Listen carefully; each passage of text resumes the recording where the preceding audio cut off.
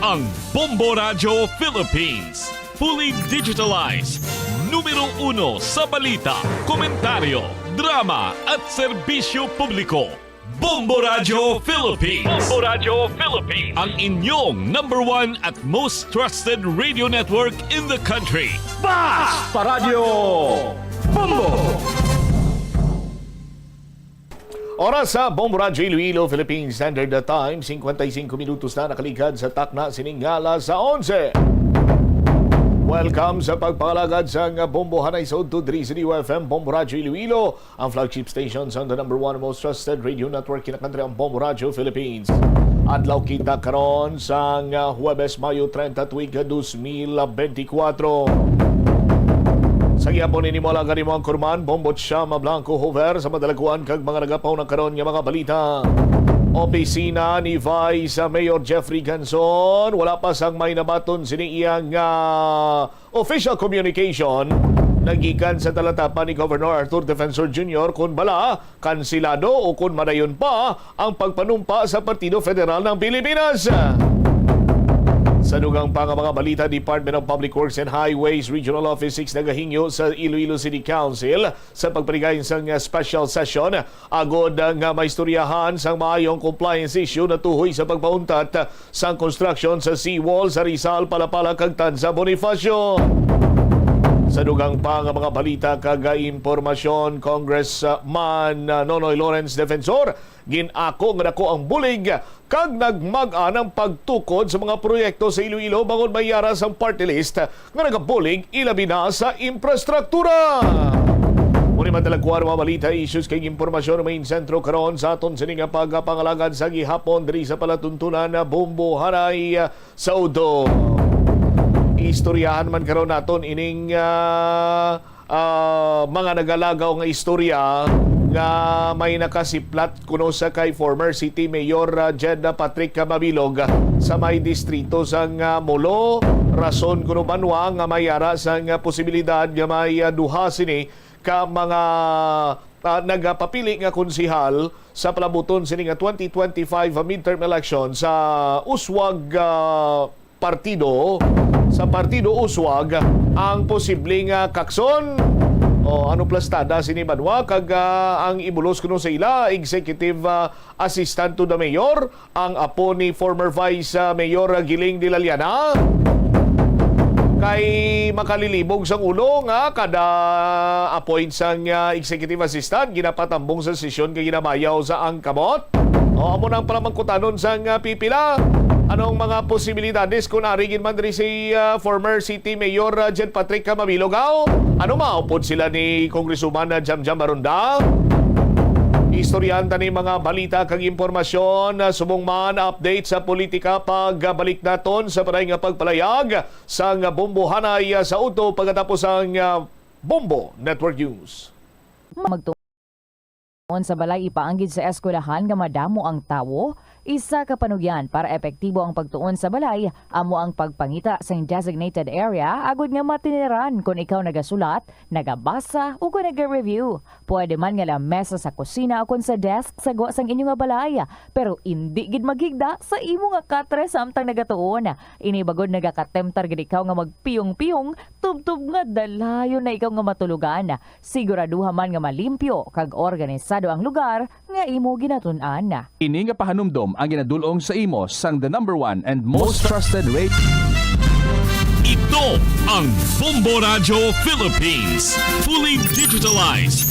Numero 1 sa balita, komentaryo, drama at serbisyo publiko.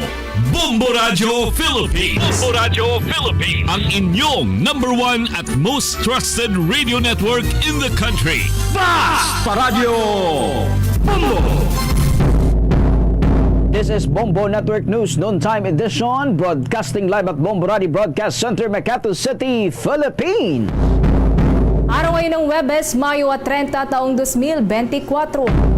At ngayon sa ating mga headlines, 15.5 billion pesos na advance payment ng PhilHealth sa mga ospital, pinaiimbestigahan ng mga mambabatas. Ang Luzon Grid naman, isa sa ilalim muli sa yellow alert ngayong araw yan ng Webes ayon sa abiso mula sa National Grid Corporation of the Philippines. Mahigit 21 million pesos na halaga ng pinsala sa sektor ng agrikultura sa bansa dahil yan sa pananalasa ng Bagyong Aghon na itala ng National Disaster Risk Reduction and Management Council. Ang Department of Justice naman nakatakdang maghain ng kasong kriminal laban sa clerk of court na sangkot sa 6 million extortion. Ang Office of the Civil Defense naman muling pinaalalahan ng publiko kasunod dyan ng deklarasyon ng State Weather Bureau sa pagsisimula ng tag-ulan sa bansa. Sa international news naman, ang bulkan doon sa Iceland muling nagbuga ng abo. Mga residente inilikas na. At live nationwide via satellite, dumako na tayo sa detalye ng ating mga nagbabagang balita. Mga kabombo at ka-Star Nation, pinaiimbestigahan ng mga kongresista ang nasa mahigit 15.5 billion pesos na advance payment na ibinigay ng Philippine Health Insurance Corporation o PhilHealth sa mga ospital sa ilalim yan ng kontrobersyal na Interim Reimbursement Mechanism Program. Sa pagdinig ng House Committee on Appropriation nitong Miyerkules o kahapon huyan, sinilip ng mga kongresista itong legality at pagiging transparent ng IRM program na ipinatupad ng Duterte administration. Ayon kay Cabrera Party List Representative Arlene Brosas, mayroong mga aligasyon na nauwi lamang sa bulsa ng mga tiwaling opisyal ang pondong inilabas ng PhilHealth. Pinuna rin ng mambabatas ang pagkabigo ng kinatawan ng PhilHealth na sagutin ang lahat ng mga katanungan kaugnayan ng programa na ipinatupad ng nakaraang administrasyong Duterte. Kinwestiyon din ni House Deputy Majority Leader at Iloilo 1st District Representative Janet Garin ang legalidad ng mga paggamit ng pondo ng PhilHealth para maging kapital ng mga pribadong ospital at maging ng ospital ng gobyerno. Kinwestiyon din ni Appropriations Panel Vice Chair Marikina City 2nd District Representative Stella Kimbo kung papaano pinili ang mga ospital na binigyan ng pondo sa ilalim ng naturang programa. Ipinatupad naman itong IRM program sa kasagsagan niya ng COVID-19 pandemic. Kinumpirma naman ng PhilHealth ng Pangulo at Chief Executive Officer ng ipinatupad ang naturang programa ay si Ricardo Morales, isang retiradong Army General. Sa mosyon ni Garin, inatasan ng komite ang PhilHealth na isumite ang mga dokumento kaugnay sa naturang ipinatupad nitong programa. Hiniling din ng committee na sa PhilHealth na isumite ang pangalan ng mga opisyal na kasali sa paglikha nito. Nagsasagawa ng pagdinig nga ang committee upang malaman kung papaano ginastos ng mga hensya ng itong ang pondo na inilaan sa kanila ng Kongreso. Samantala, nakatakda naman pong muling isa ilalim sa yellow alert ang buong Luzon Grid ngayong araw. Ayon yan sa abiso mula sa National Grid Corporation of the Philippines. Dulot pa rin po ito ng nararanasan na force outage ng ilang mga power plants sa may naturang transmission grid. Habang ang iba naman ay nananatilis ang kanilang operasyon sa derated capacity. Batay nga sa inilabas na advisory ng NGCP mula pa alauna po yan ng hapon mamaya hanggang alas 4 ng hapon ipapatupad dito. At mula alas 6 ng gabi hanggang alas 10 ng gabi ay isa sa ilalim naman sa yellow alert ang Luzon Grid.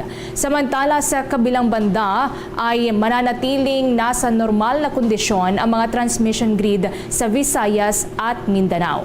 Kaugnay nito ay patuloy pa rin naman ang pinapayuhan ng mga kinaukulan ang publiko hinggil sa palagiang pagtitipid ng pagkonsumo ng kuryente. Kung maalala nga, una nang ipinaliwanag ng NGCP na isinasailalim sa yellow alert ang isang transmission grid sa tuwing hindi nagiging sapat ang operating margin nito sa contingency requirement ng isang grid. Oras 5 minuto makalipas ang alas 12 ng tanghali. Samantala, abot sa mahigit 21 million pesos na halaga ang tinamong pinsala ng sektor ng agrikultura sa bansa sa naging pananalasa nga ng Bagyong Aghon. Batay sa inilabas na monitoring update ng National Disaster Risk Reduction and Management Council, papalo sa kabuang 21,651,548 ang halaga ng iniwang agricultural damage ng naturang bagyo sa bansa. Sa datos, nasa kabuang 369 na mga magsasaka at mga mangingisda ang tinatayang lubhari na naapektuhan ng nasabing sama ng panahon matapos na masira rin ang aabot sa 272.9 hectares ng mga pananim.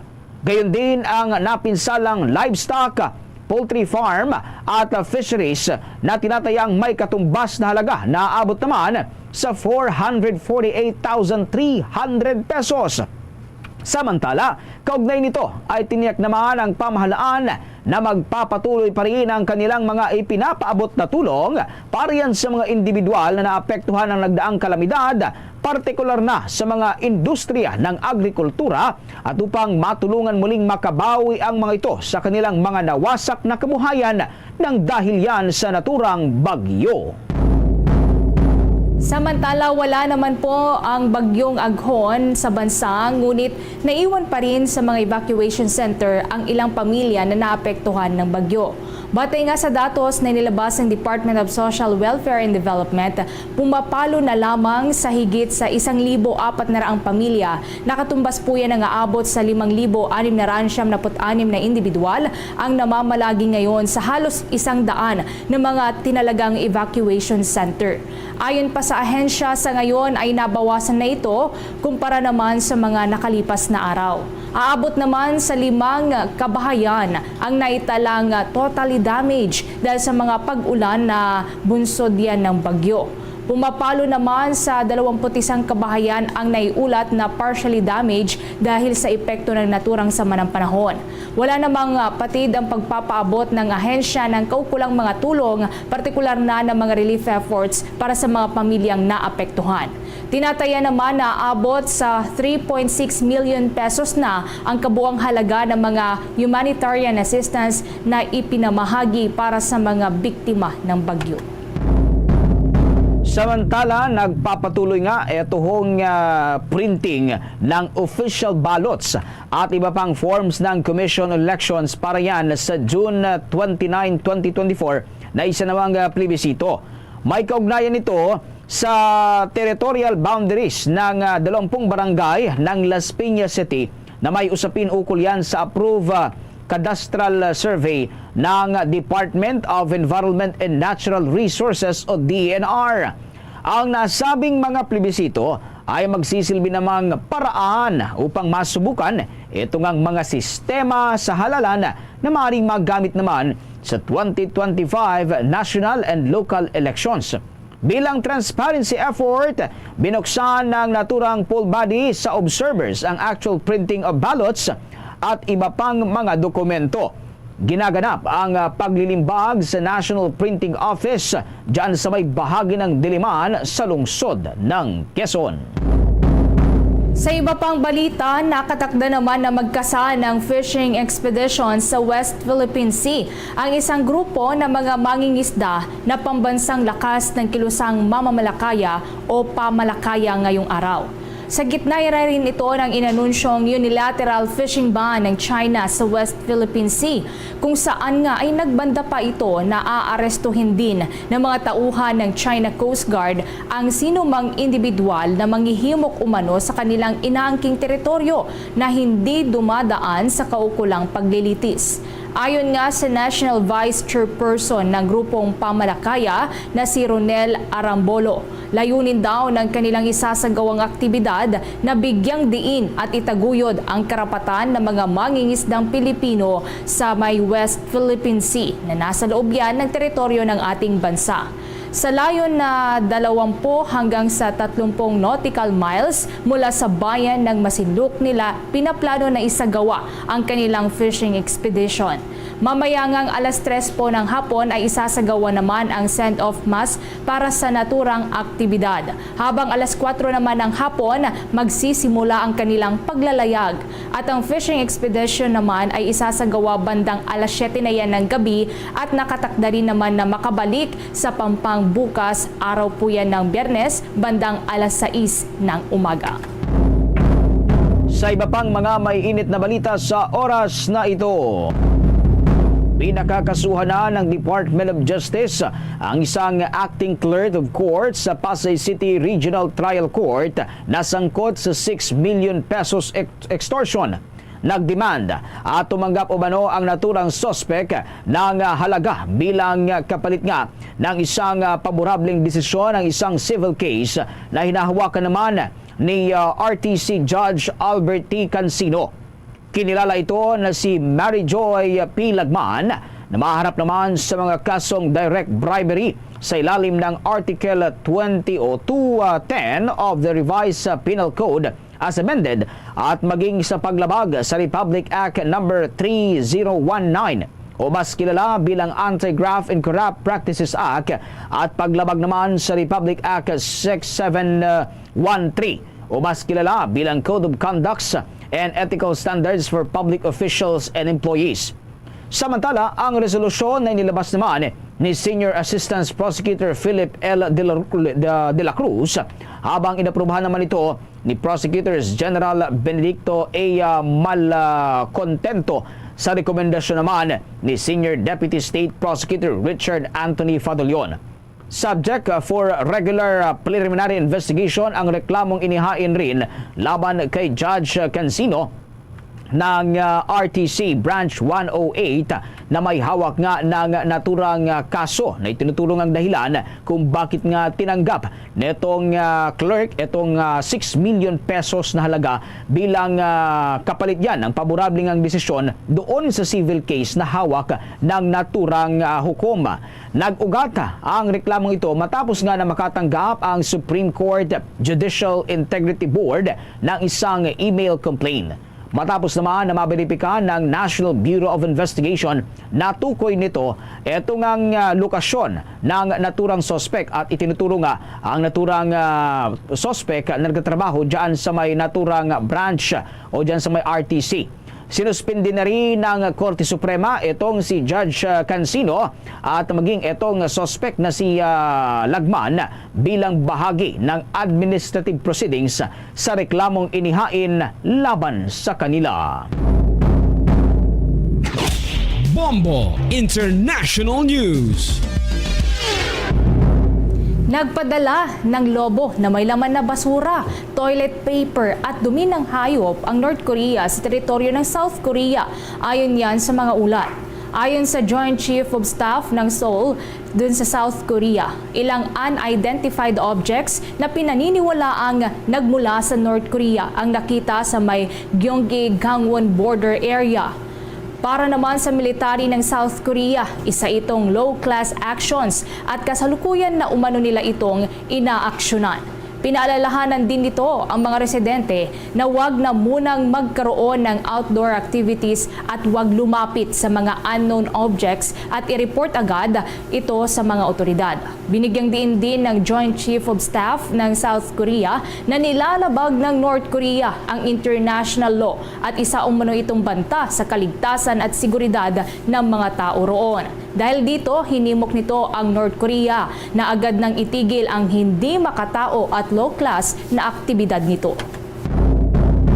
Sa pagkakataong ito, mga kabombo, kuha tayo ng mga balitang tinutukan ng ating mga kasamahan sa labas pa rin ng ating himpilan. Ang Office of the Solicitor General naman abay pinag-aaralan itong iba pang maaring legal na hakbang bukod dyan sa petition for co-warranto laban nga kay Mayor Alice Guo ng Bamban Tarlac. May buong detalye si Bombo JC Galvez.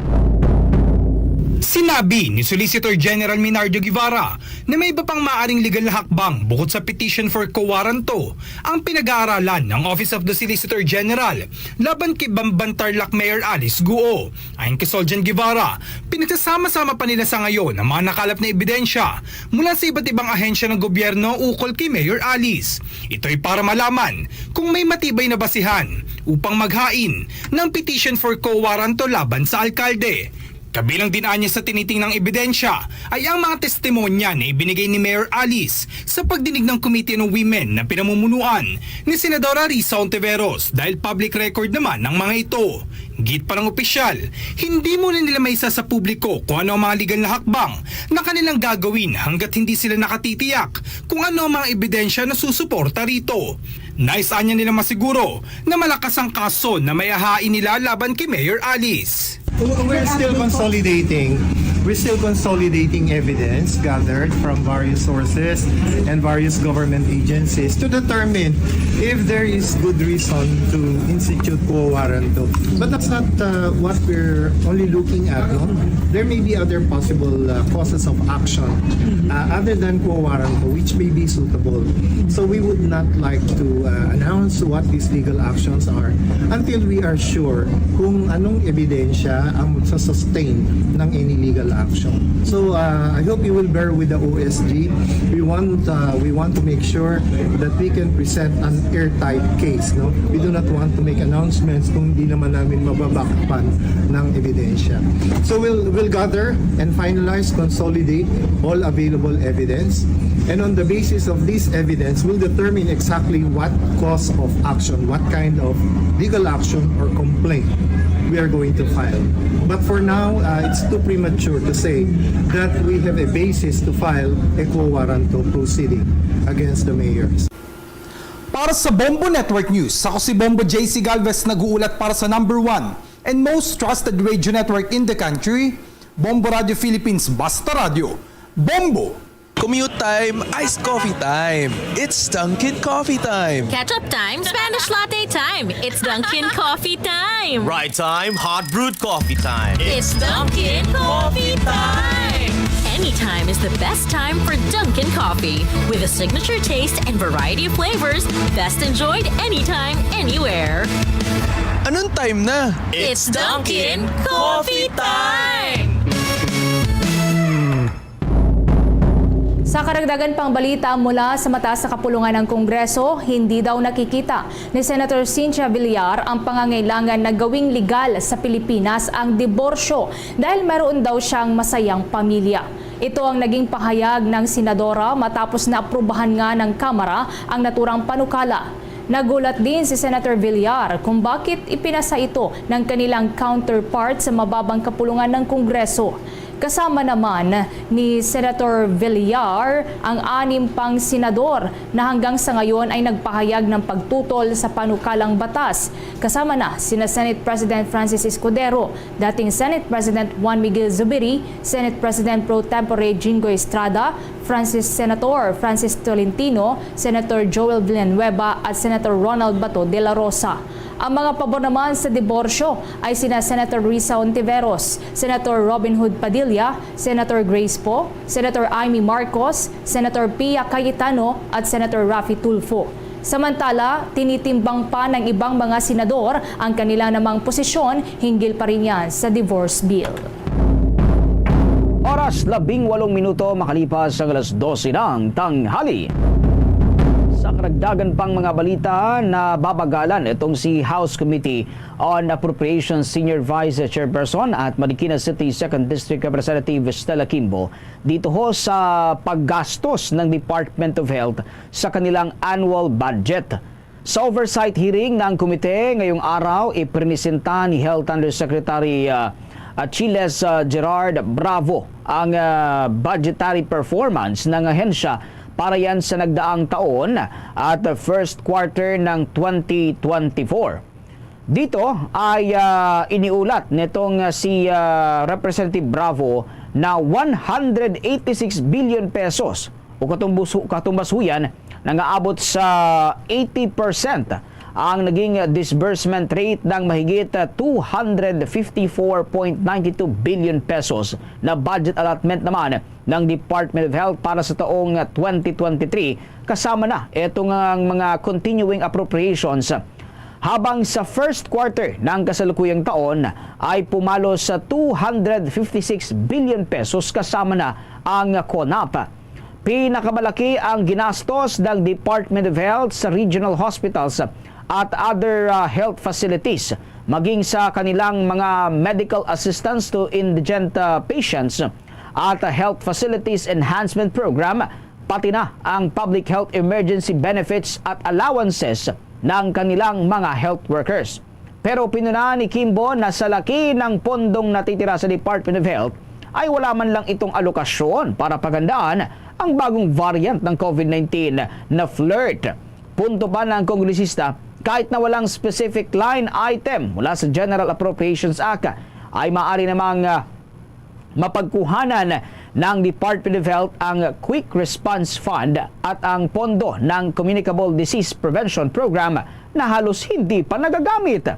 Tila lumalabas na walaan niyang ginagawang contingencies gayong maaari namang mag-realign ng pondo o humiling sa Department of Budget and Management sakaling kailanganin muli ang ng mga Pilipino na magpabakuna laban sa naturang variant ng COVID-19. Tinak naman ang mambabatas na nagsasagawa sila ng modification sa budget kung kailangan magpatupad ng kaukulang hakbang kontra yan sa naturang variant at inaalam na rin ang resources at saving upang mailipat nga ang programang mabilis ang pag-usad ng naturang appropriations. Sa karagdagan pang balita sa House of Representatives, itinutulak naman ni Agri-Party List Representative Wilbert Lee na taasan ang hospital bed allocation para yan sa mga may hirap mula sa 10% ay gawin itong 30%. Ayon pa sa mambabatas, nais nito na mayroong alokasyon na charity beds para yan sa mga pribadong hospital para sa mga indigent patients sa ilalim ng no balance billing policy.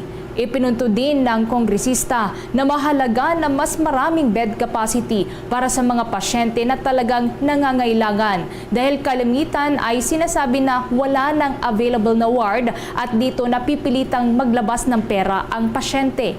Sa ilalim naman ng Department of Health Administrative Order 2007-41 bilang bahagi ng requirement para sa license, lahat ng pribadong hospital ay dapat na mag-allocate o maglaan ng less than 10% sa kanilang bed capacity bilang charity beds. Ipinunto naman ni Congressman Lee na ito rin ang prinsipyong isinusulong niya sa pagsasabatas sa epektibong implementasyon ng no balance billing para wala nang ilabas na pera ang mga kwalipikadong benepisyaryo kapag sila ay na-admit o na-confine sa ospital. Hinimok din ng Bicolanong mambabatas ang Department of Health na i-require o imandato ang lahat ng mga licensed and accredited na hospital na i-promote ang transparency at ang availability ng PhilHealth wards sa pamamagitan niya ng pagpo-post kung occupied o bakante ang PhilHealth wards. Iginiit naman ni Lee na napakahalaga na alam ng mga pasyente at ng kanilang pamilya ang nasabing impormasyon tungkol sa mga bakanting PhilHealth wards para meron silang choice, lalo na pag andyan na at lalo na kapag sila'y nangangamba dahil nga sa laki ng bayarin na kanilang babayaran kapag na-hospital at gayon din yung kanilang magagalaw na pondo sa iba pang mga pangangailangan na baka daw maubos ang kanilang ipon at mabaon pa sa utang. 23 minuto makalipas ang alas 12 ng tanghali, pinaalalahanan muli ng Office of the Civil Defense ang mga Pilipino na mag-ingat at siguraduhin pa ring maging handa anumang oras mga kabombo kung sakaling ang tumama sa kanilang lugar ito hong mga kalamidad kagaya na lamang ng bagyo. Ito ang naging payo ng nasabing ahensya kasunod dyan ng deklarasyon ng State Weather Bureau hinggil yan sa pagsisimula ng tag-ulan sa bansa.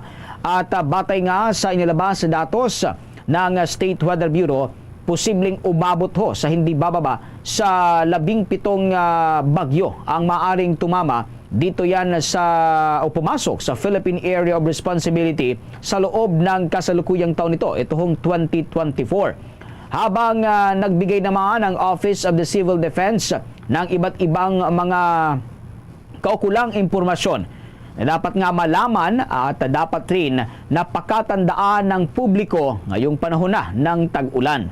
Ilan sa kanilang inilahad ang mga gabay at paraan upang maiwasan ang pagbabaha sa mga mahalagang impormasyon. Hinggil yan sa kung ano ang panganib na dulot nito sa ating buhay at pagbibigay ng mga detalye kung paano malalaman ang mga lugar na delikado at kung sakali mang may mga landslide na maaari na o mangyari sa kanilang mga lugar. Nagpaalala naman ang naturang ahensya na gumawa ng evacuation plan kung may mga banta na kagaya na itong storm surge sa kanilang lugar at dapat din daw na magsagawa ng mga evacuation drills upang magkaroon naman ng kasanayan ng bawat individual. Samantala mga kabombo at Kastar Nation, patuloy pa rin ang paalala ng Office of the Civil Defense sa publiko na ugaling umantabay sa mga ilalabas na ulat ng iba pang mga ahensya at gayon din ang pagbisita sa kanilang social media pages upang mas malaman nga ang kabuuan pang detalye at paalala ukol yan sa naturang bagyo. At ang Bombo Radio Philippines ay napatuloy rin na nagpapaalala sa inyo na kung gusto ninyong laging updated sa lagay ng ating panahon, mag-follow lamang sa aming mga social media accounts, sa aming Facebook page, sa aming TikTok account, YouTube channel at i-download na po ninyo itong aming mobile application para lagi kayong updated sa lagay ng ating panahon kung meron bang namumuong low pressure area sa labas o sa loob at labas ng ating bansa o kung meron man na anumang sama ng panahon na pumasok na dito sa teritoryo ng Pilipinas at para lagi din kayo updated sa iba pang mga balita sa loob at labas ng ating bansa. Kumuha pa tayo ng karagdagang pag-uulat mula naman dyan sa Department of Agriculture. Nananawagan ngayon ang ahensya na mapataas pa ang pondo nila para ilaan yan sa irigasyon at mapataas din ang produksyon ng bigas dito sa ating bansa. Kaugnay niyan, may nakalapang report si Bombo Kelly Cordero. Nananawagan ng Department of Agriculture na taasan ang budget nila para magamit ito sa irigasyon at mapataas ang produksyon ng bigas at mapababa ang presyo nito sa merkado. Ayon kay Assistant Secretary Arnel de Mesa, spokesperson ng Department of Agriculture, layunin nila na pataasin pa ang ani at supply ng bigas. Dahil sa kasalukuyan ay mayroon lamang 13.2 million metric tons na supply ng bigas ang bansa at 13.5 million metric tons naman ang konsumo ng publiko kada araw. Kaya naman nananawagan ng Department of Agriculture ng suporta sa ilang ahensya lalo na umano sa Department of Finance. Ayon sa DA, kung ibababa ang rice tariff, maaaring mabawasan ng 4 hanggang 5 pesos ang presyo ng imported rice. We really need also support from other agencies, especially DOF. Sa pahayag naman ng Finance Department, magkakaroon ng malaking revenue loss sa pamahalaan kung ibababa ang rice tariff sa 7.5%. Pero ayos lang naman umano ito kung mapapababa naman ito ang presyo ng bigas. Samantala sa ibang balita naman, namigay ang Department of Agriculture ng 93.4 million pesos na suporta sa agrikultura sa mga magsasaka sa Isabela na naapektuhan ng El Nino ngayong taon. Sinabi ni Department of Agriculture Regional Technical Director for Operations Roberto Busanya na kasama sa mga beneficiaries ng suporta ng DA ang mga magsasakang nagtatanim ng palay at mais na naapektuhan ng matinding tagtuyot. Sinabi niya na kasama sa mga suportang pang-agrikultura na ipinagkaloob ay ang binhi ng palay at mais, inorganic fertilizers, open source pumps at fuel subsidy. Para sa Bombo Network News, Bombo Kelly Cordero nag-uulat para sa number 1 and most trusted radio network in the country, Bombo Radio Philippines. Basta Radio, Bombo!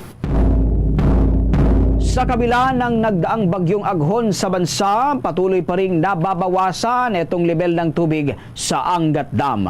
Batay sa ulat ng State Weather Bureau, as of 8 a.m. kanina ay umabot na o aabot sa 21 centimeters ng water level ng naturang dam ang nabawas. Dahil dito, pumapalo na lamang ito sa 179.70 meters. Mas mababa na ang naturang antas ng tubig ng Angat Dam mula yan sa dating 179.70 0.91 meters noong nakalipas na mga araw. Samantala mga kabombo at Kastar Nation ay patuloy namang binabantayan ng State Weather Bureau etuhong mga dam dito sa may bahagi ng Luzon. Kabilang na nga rito, etuhong Magat Dam at Kaliraya Dam na nakakapagtala rin ng pagbaba ng level ng tubig kanina huyang umaga. Good news naman dahil ang ilan pang natitirang dam sa rehiyon dito ho sa Luzon ay nadadagdagan naman matapos na ulinin nga ang ilang bahagi nito, dulot pa rin yan ng dalang mga pag-ulan ng Bagyong Aghon. Samantala, wala naman dapat daw ikabahala ang Pilipinas hinggil yan sa panibagong Coast Guard rules na ipinatupad umano ng China sa may West Philippine Sea at maging sa iba pang teritoryong pilit na inaangkin nito. Ito ang naging pahayag ni Chinese Foreign Ministry spokesperson Mao Ning. Kasunod yan ng naging pahayag naman ni Pangulong Ferdinand Bongbong Marcos Jr. na maituturing daw na escalation at nakakabahala ang mga bagong panuntunan na ipinatutupad ng China sa naturang pinag-aagawang karagatan. Ayon naman sa naturang Chinese official, ang mga Coast Guard rule na ito na kanilang ipinapatupad ay layunin lamang na gawing standardize ang law enforcement at pagtataguyod din ng kanilang maritime order. Dahilan kung bakit wala anyang rason para sa sino mang mga individual ang mangamba ukol dito hanggat wala umanong ginagawang illegal na aktibidad naman ang mga ito. Kung maalala nga, epektibo mula daw sa Hunyo 15 ng kasalukuyang taon ay ipapatupad na ng China Coast Guard ang kanilang 2021 Coast Guard Law at ang panibagong Coast Guard rules na nagpapahintulot sa kanilang mga tauhan na manghuli ng mga individual na nagsasagawa umano ng trespassing sa kanilang inaangking teritoryo. Una na nga ring sinabi naman ni Philippine Coast Guard spokesperson for the West Philippine Sea, Commodore J. Tariela, na hindi siya naniniwala sa mga panibagong batas na ito ng China at ito ay pawang mga naratibo lamang sapagkat maaari itong makasagasa sa mga maritime sovereignty hindi lamang ng Pilipinas kundi maging sa iba pang mga bansa na may claims din sa naturang pinagtatalo ng karagatan. Habang batay naman daw sa monitoring ng Philippine Navy ay inihayag naman ng tagapagsalita nito sa mga usaping may kaugnayan pa rin sa West Philippine Sea na si Commodore Joy Vincent Trinidad na sa ngayon ay wala pa silang nakikita na anumang indikasyon na magpapatupad daw ng bagong Coast Guard rules ang China sa exclusive economic zone ng ating bansa. Samantala mga kabombo, abay pinaplano ng gobyerno na magkaroon ng mga direktang flights mula yan sa bansang Brunei patungo yan sa iba't ibang tourist destination dito sa ating bansa. Ginawa ng Department of Tourism ang naturang pahayag. Kasunod yan noong naging pagbisita nga ni Pangulong Ferdinand Marcos Jr. sa naturang bansa. Sa isang pahayag, binigyan din ni Tourism Secretary Maria Cristina Frasco na malaki ang maitutulong ng hakbang na ito para nga umusbong ang turismo sa bansa na makatutulong naman upang mapalago ang ating ekonomiya. Mas marami kasi aniya na mga turista itong maakit na bumisita sa Pilipinas sakaling matuloy nga itong pagkakaroon ng mga direktang flights mula yan sa Brunei patungo yan sa iba't ibang tourist destination dito sa bansa. Layunin rin ito na direkta nang magtungo sa Cebu at maging dyan sa May Clark ang mga bisita at hindi na lang puro dito sa Metro Manila. At upang maisakatuparan ito, makikipag-ugnayan naman ang Department of Tourism sa Department of Transportation para yan sa mga gagawing route development. Pinasalamatan naman ang kalihim itong si Pangulong Ferdinand Marcos Jr. dahil yan sa buong suporta nito na palaugin nga o palaguin ang turismo dito sa ating bansa. Bombo International News. Hinilikas na ang maraming residente na malapit sa sikat na geothermal Blue Lagoon Spa sa may Iceland dahil pa rin yan sa pagputok ng bulkan.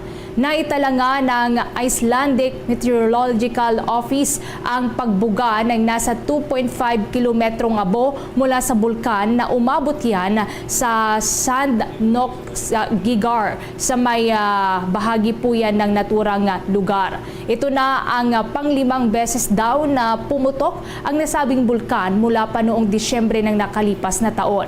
Sinabi naman ni Grindavik Mayor Fanara Jonason na nagdeklara na sila ng state of emergency at may mga residente na silang inilikas. Mula pa noong Disyembre naman ng nakalipas taon ay mayroon ng 4,000 na mga residente ng Grindavik ang permanente ng inilikas. Mayroon naman 33 na aktibong bulkan ng sa naturang bansa dahil matatagpuan ang nasabing lugar o yung Iceland sa mild Atlantic Ridge. Ang boundary sa pagitan po yan ng dalawang pinakamalaking tectonic plates sa buong mundo. Sa pagkakataon ito ay kumuha tayong muli ng mga balitang tinutukan ng ating mga kasamahan. Ang Department of Social Welfare and Development abay tiniyakan na hindi natatapos itong ang serbisyo sa pamimigay nga ng food stamp. Ito namang mga benepisyaryo abay sumailalim din sa kaukulang training at inalok ng mga trabaho. Alamin natin ang buong detalye sa pag-uulat ni Bombo Joanna Martinez. Tiniyak ng Department of Social Welfare and Development na hindi natatapos ang kanilang pagbibigay ng serbisyo sa mga Pilipino sa pamamagitan lamang ng pamimigay at implementasyon ng food stamp program. Ito ay kaugnay sa nasabing programa ng ahensya na may layuning tugunan ang kagutuman ng isang buong pamilya at target na mabigyan ng mga ito sa buong 3 hanggang 4 na taon at hindi lamang pansamantalang tulong. Kaya naman binigyang diin ni Department of Social Welfare and Development Undersecretary Edo Punay na bukod sa nabanggit, ang mga benepisyaryo ng food stamp program ay sumailalim din sa iba't ibang mga training habang ang iba naman ay inalok ng trabaho sa tulong ng inilunsad na job fair ng Department of Labor and Employment. Nag-undergo sila ng nutrition education session kasi yung food stamps po hindi lang siya anti-hunger program, ito rin ay solusyon sa malnutrition kaya importante po yung nutritional aspect. Tinuruan po natin ang mga benepisyaryo kung paano magluto o mag-prepare ng pagkain na mura, masustansya at masarap. Dahil sa mga partners natin na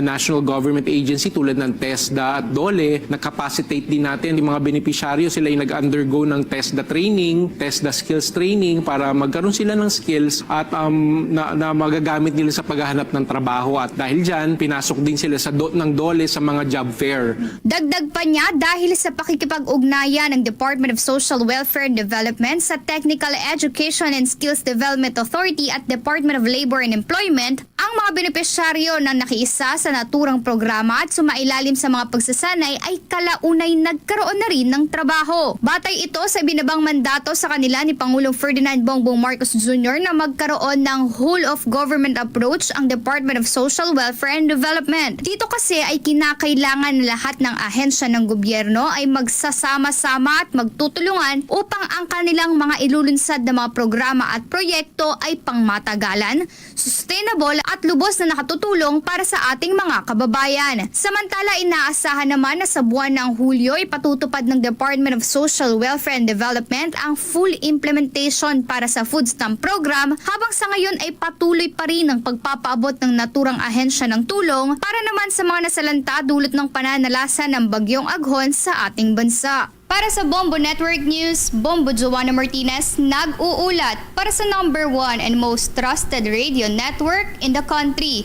Bombo Radio Philippines. Basta Radio, Bombo! 22 minuto bago sumapit ang alauna ng hapon.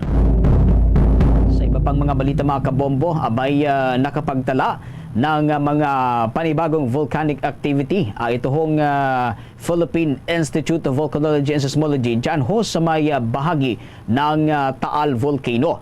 Kabilang dito mga kabombo, ito ngang 6 na volcanic tremors na tumagal ng aabot ho sa 5 hanggang 14 na minuto.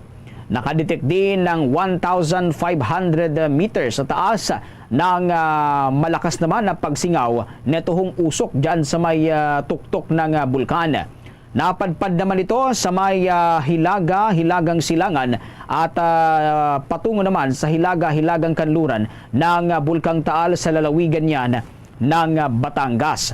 Habang naobserbahan din ay tuhong ground deformation sa bulkan, partikular na dyan sa may Taal Caldera mula pa nitong mga nakalipas na araw.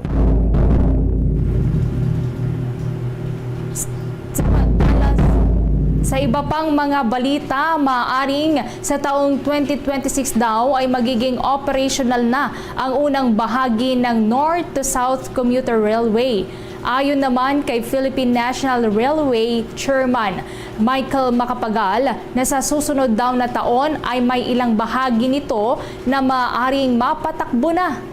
Ang Northern Line nga ay tatakbo po yan mula sa bahagian ng Clark patungo sa Valenzuela at sa kasalukuyan ay nasa 60% na kumpleto ang naturang proyekto. Habang ang mga 12 istasyon naman nito ay nasa 80 hanggang sa 70% na kumpleto. Kinabibilangan ito mula po dyan sa may Clark, Pampanga, Angeles, Pampanga, gayon din sa San Fernando, sa may Apalit, Kalumpit, Malolos, at gayon din sa Giginto at sa Balagtas, Bukawi, Mikawayan, Bulacan, sa may Tabing Ilog at sa may Valenzuela. Ang North-South Commuter Railway nga ay may haba po yan na 147 kilometers na mass transit system na plano pong pagdugtungin ang Clark, Pampanga patungo sa may Calamba, Laguna. Makikinabang naman po dito ang nasa 800,000 na mga pasahero kada araw kung saan ay mababawasan ng biyahe mula sa Clark Airport patungo sa may Calamba, Laguna ng halos 2 oras po. Nagkakahalaga naman ang nasabing proyekto ng 837.67 billion pesos. Ito ay pinondohan ng Asian Development Banks at ng Japan International Cooperation Agency o mas kilala bilang JICA. 19 na minuto bago sumapit ang 1:00 ng hapon. Dagdagan pa natin ang ating mga may init na balita sa araw na ito. May matagumpay ho na nailigtas ng mga rescuer ang isang lalaki na natrap nga sa isang nasusunog na eskwelahan. Diyan ho, itong partikular na, itong Colegio de San Juan de Letran sa kahabaan naman ng Legazpi Street, Intramuros, Manila. Kahapon ho yan, mga kabombo. Nagsimula nga ang sunog bandang alas 2 ng hapon kahapon nang marinig nitong mga residente na nakapalibot mismo o naroon mismo sa naturang lugar, eto namang sigaw ng isang lalaki na humihingi nga ng tulong. Kagad namang dumating etong mga rescuer matapos nga na tumawag ng rescue etong mga residenteng nakarinig doon sa sigaw ng lalaki at kagad itong naglatag ng hagdan para maabot nga itong lalaki mula sa ikalawang palapag ng naturang paaralan. Nahirapan naman itong makuha dahil ho doon sa grills na nakaharang mismo sa bintana nito. Ayon sa biktima, usok ang dahilan kung bakit nahirapan na siyang bumaba at makalabas sa naturang building, kaya sa bintana na lamang siya humingi ng tulong para masigurong siya ay maliligtas at para na rin matiyak na mayroong makakarinig sa kanya. Dakong alas 2:40 ng hapon nang mailigtas ang lalaki at naapula naman itong naturang apoy pasado alas 2:44 ng hapon huyan kahapon. Samantala, batayan sa inilabas naman na initial na datos o datos mismo ng Bureau of Fire Protection, wala namang naitalang nasugatan sa naturang insidente habang patuloy na iniimbestigahan nga itong kabuang halaga ng naganap nga na sunog, partikular na nitong Bureau of Fire Protection, habang inaalam rin itong kabuang halaga ng napinsala matapos nga ang naturang insidente. Sa iba pang mga balita, muli namang nagbabala ang Bureau of Immigration sa publiko hinggil po sa bentahan ng mga peking overseas employment certificates online. Kasunod na rin po ito ng pagkakaaresto ng mga otoridad sa 2 Pinoy na patungo sana doon sa ibang bansa. Ngunit kapwa mga peke pala ang kanilang overseas employment certificate na kanila umanong nabili online sa halagang 500 piso hanggang sa 7,000 piso o 7,200 piso. Ayon naman sa Bureau of Immigration, required na magkaroon ng overseas employment certificate ang lahat ng mga Pilipinong aalis ng ating bansa para makapagtrabaho abroad dahil ito nila ang nagsisilbing exit clearance ng mga ito. Iginiit pa ng ahensya na mahigpit po na ipinagbabawal sa ating batas ang pagbebenta at pagbili ng mga peking dokumento para sa illegal na departure o pagalis ng mga manggagawa patungo sa ibang bansa dahil ito nila ay may tuturing na human trafficking. Samantala, kaugnay nito ay binigyang diin naman ng Bureau of Immigration, partikular na ni Commissioner Norman Tansinco, na mahigpit silang nakabantay sa mga ganitong kaso sa pamamagitan na rin anya ng kanilang isinasagawang data sharing agreement pagdating naman sa Department of Migrant Workers na nagpapahintulot sa kanilang kawanihan na agarang masuri kung lehitimo ba ang mga certificate na ipinepresenta ng mga overseas Filipino worker na paalis ng ating bansa. Sa pagkakataong ito mga kabombo at ka-Sir Nation, kumuha na tayo ng mga balitang tinutukan naman ng ating mga provincial station. Update dito kay Pastor Apollo Kibuloy. Ito o Manoy hideout ni Pastor Apollo Kibuloy diyan sa Kitbog, Balaan Community sa may bulubunduking bahagi ng Malongon, Sarangani Province. Abay walang katotohanan umano na doon nagtatago ang naturang pastor. May buong detalye ang Bombo Radio Jensen. Mariing itinanggi sa kampo ni Pastor Apollo Kibuloy na nagtatago ito sa Kitbog, Balaan Community sa Barangay Poblasyon, Malungon, Sarangani Province. Ayon kay Attorney Kay Laurente, ang legal representative ng poganting pastora, na walang katotohanan na ang lugar ay naging taguan ni Kibuloy. Mula noong nakarang taon, hindi na nakakabisita ang founder ng Kingdom of Jesus Christ sa nabanggit na lugar. Ibinunyag nito na noong 1980s pa nagsimula ang pastor sa kanyang pagsasanay sa mga spiritual activities nito sa lugar kung saan dati ay walang kuryente at mahirap ang transportasyon. Gayunpaman, noong 2011 umano nang magsimulang mabuo ang Kitbog, Balaan Community. Sa kanyang pahayag, itinayo ang mga struktura sa lugar sa tulong ng pastor habang maraming residente ang natulungan nito kung saan ang mga nabanggit ay naging miyembro ng Kingdom of Jesus Christ. Napakalayo ng lugar mula sa sentrong bahagi ng Malungon kung saan maraming bundok ang madadaanan para makarating dito. Habang hinihiling naman ni Attorney Laurente na mananaig ang katotohanan sa mga kasong kinakaharap ni Pastor Kibuloy at dadaan ang lahat sa due process at hindi publicity. Everything is so flagrant. They're doing it in front of our face, no? Everything, even sa executive man, legislative man, judiciary man. But we know that God sees everything and we know justice will truly prevail. Of what's happening right now, especially sa Kingdom of Jesus Christ, no, justice will prevail. Has never been here for months na. So yun po. Yan ang ulat mula rito sa himpilan ng Bombo Radio General Santos City. Para sa Bombo Network News, ito si Bombo May Claro. Para sa the number 1 and most trusted radio network in the country, Bombo Radio Philippines. Basta Radio, Bombo!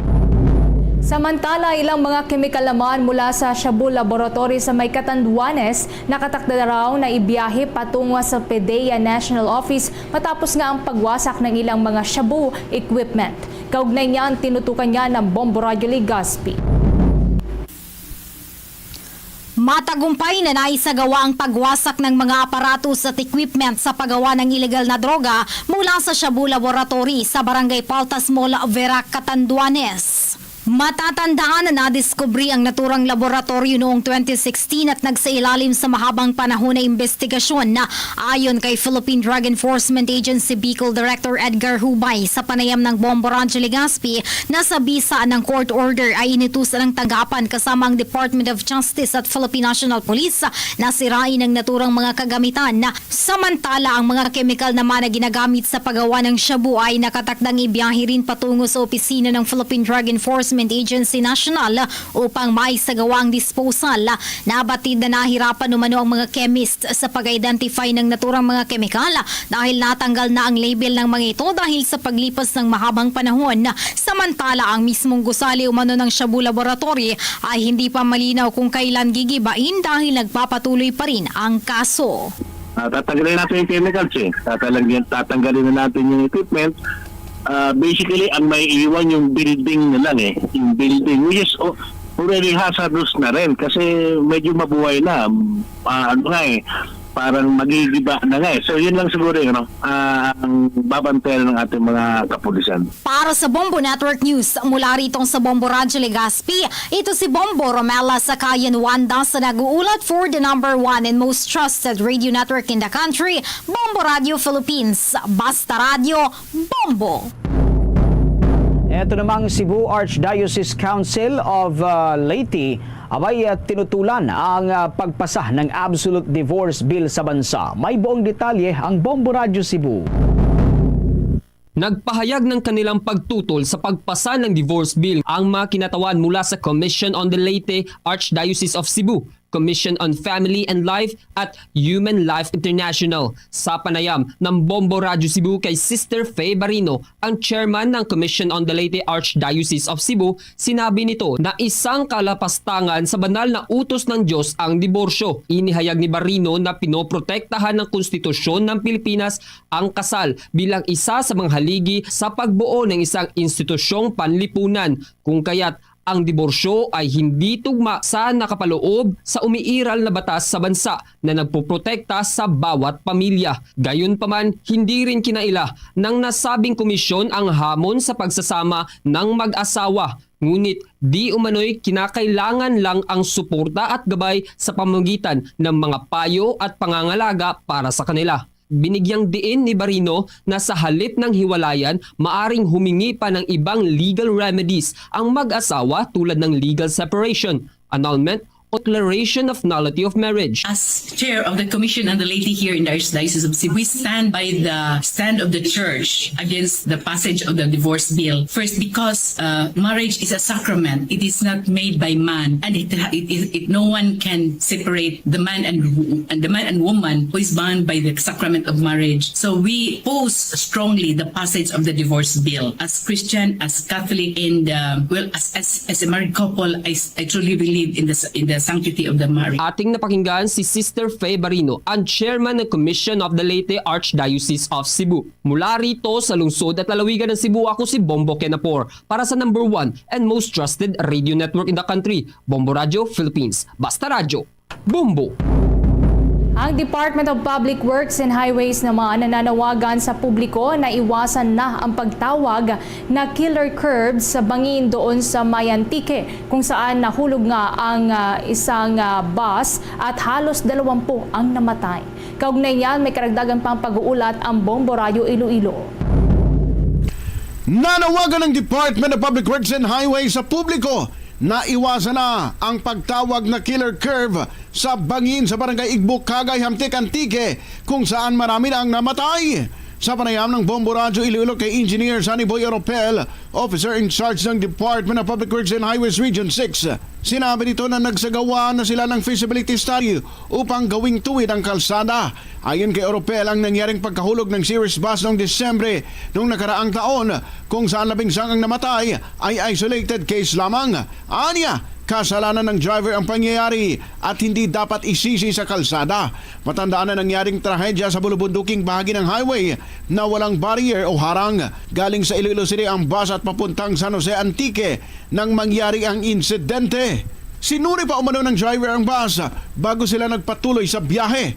Panay umano ang busina ng driver nang magtuloy-tuloy na ang bus pababa dahil nawala na ito ng kontrol sa sasakyan. Napagalaman na hindi iyon ang unang pagkakataon na may sasakyan na nahulog sa nasabing bahagi ng mountain highway na ikinamatay ng maraming mga tao. Come to think about these statistics, data will show that section, siguro kung i-consider natin ang everyday traffic, we can say na safe ang motorist. It only happens once in a lifetime. Assuming that there are some 1,000 vehicles passing that road, hindi siya killer route, kundi killer driver. Why put the blame on the DPWH? Si Director Saniboy Europel ng Department of Public Works and Highways Region 6. Para sa Bombo Network News, ito si Bombo Ayan Gahete. Para sa number 1 and most trusted radio network in the country, Bombo Radio Philippines. Basta Radio! Bombo! Ito naman pong 80 COVID-19 cases abay naitala dyan sa may bahagi ng Region 2. Ang Department of Health Region 2 naman patuloy ang mahigpit na monitoring sa naturang virus. May buong detalye ang Bombo Radio Kawayan. Nakapagtala ang Kagawaran ng Kalusugan o DOH Region 2 ng 80 confirmed cases ng coronavirus disease ngayong buwan ng Mayo. Sa naging panayam ng Bombo Radio Kawayan kay Lizelle Jampas, OIC Head ng Regional Epidemiology and Surveillance Unit ng DOH Region 2, sinabi niya na hindi pa rin tumitigil ang DOH Region 2 sa monitoring sa mga naitatalang kaso ng COVID-19 sa Lambak ng Cagayan. Sa loob ng isang linggo ay nakapagtala ang Lambak ng Cagayan ng 80 kumpirmadong kaso ng COVID-19, kaya sumampa na sa kabuang 1,165 cases mula Enero hanggang Mayo, kung saan 46 dito ay aktibong kaso na karamihan ay babae na nagpakonsulta at sumailalim sa RT-PCR testing. Pinakamarami ang naitala sa Cagayan na mayroong 30 kaso, sinundan ng Isabela, Nueva Vizcaya at City of Santiago.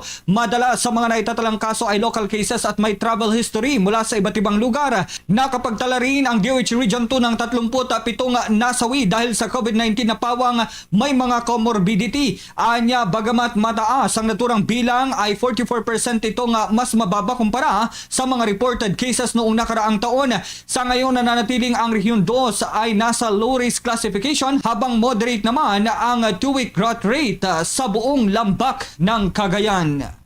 Yes po. So itong mga kaso natin, sir, ito kasi na-detect natin kasi andyan intact pa rin at sensitive ang ating surveillance system. Ibig sabihin po niyan, lahat po ng mga disease reporting unit, mga RHUs, hospitals ay patuloy pa rin po na nakaka-detect ng mga kaso sa kanilang mga health facilities. Mula rito sa Bombo Radio Kawayan para sa Bombo Network News, ako si Bombo Kervin Gamad, nag-uulat para sa number 1 and most trusted radio network in the country, Bombo Radio Philippines. Basta Radio, Bombo! Oras 3 minuto bago sumapit ang 1:00 ng hapon. The time check was brought to you by Dunkin, pasalubong ng bayan.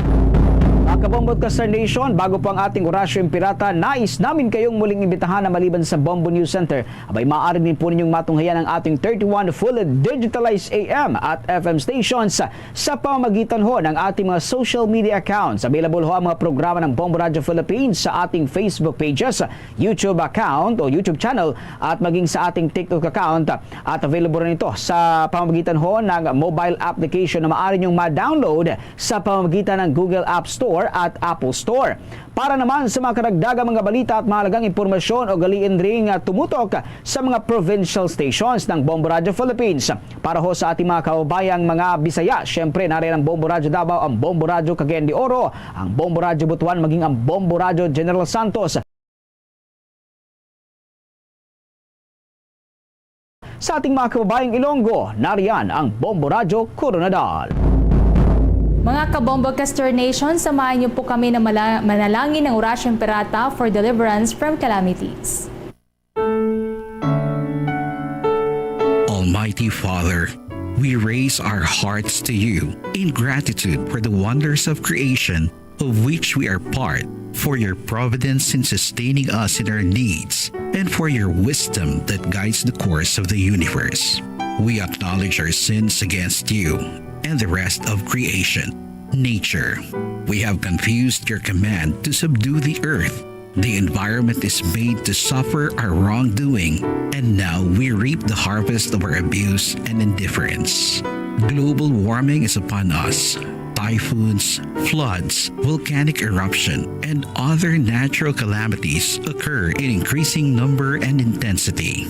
We turn to you, our loving Father, and beg forgiveness for our sins. We ask that we, our loved ones, and our hard-earned possessions be spared from the threat of calamities, natural and man-made. We beseech you to inspire us all to grow into responsible stewards of your creation and generous neighbors to those in need. Amen.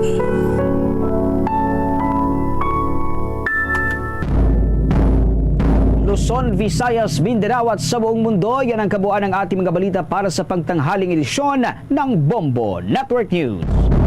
Mula dito sa Bombo News Center para sa number 1 and most trusted radio network in the country, Bombo Radio Philippines. Basta Radio, Bombo!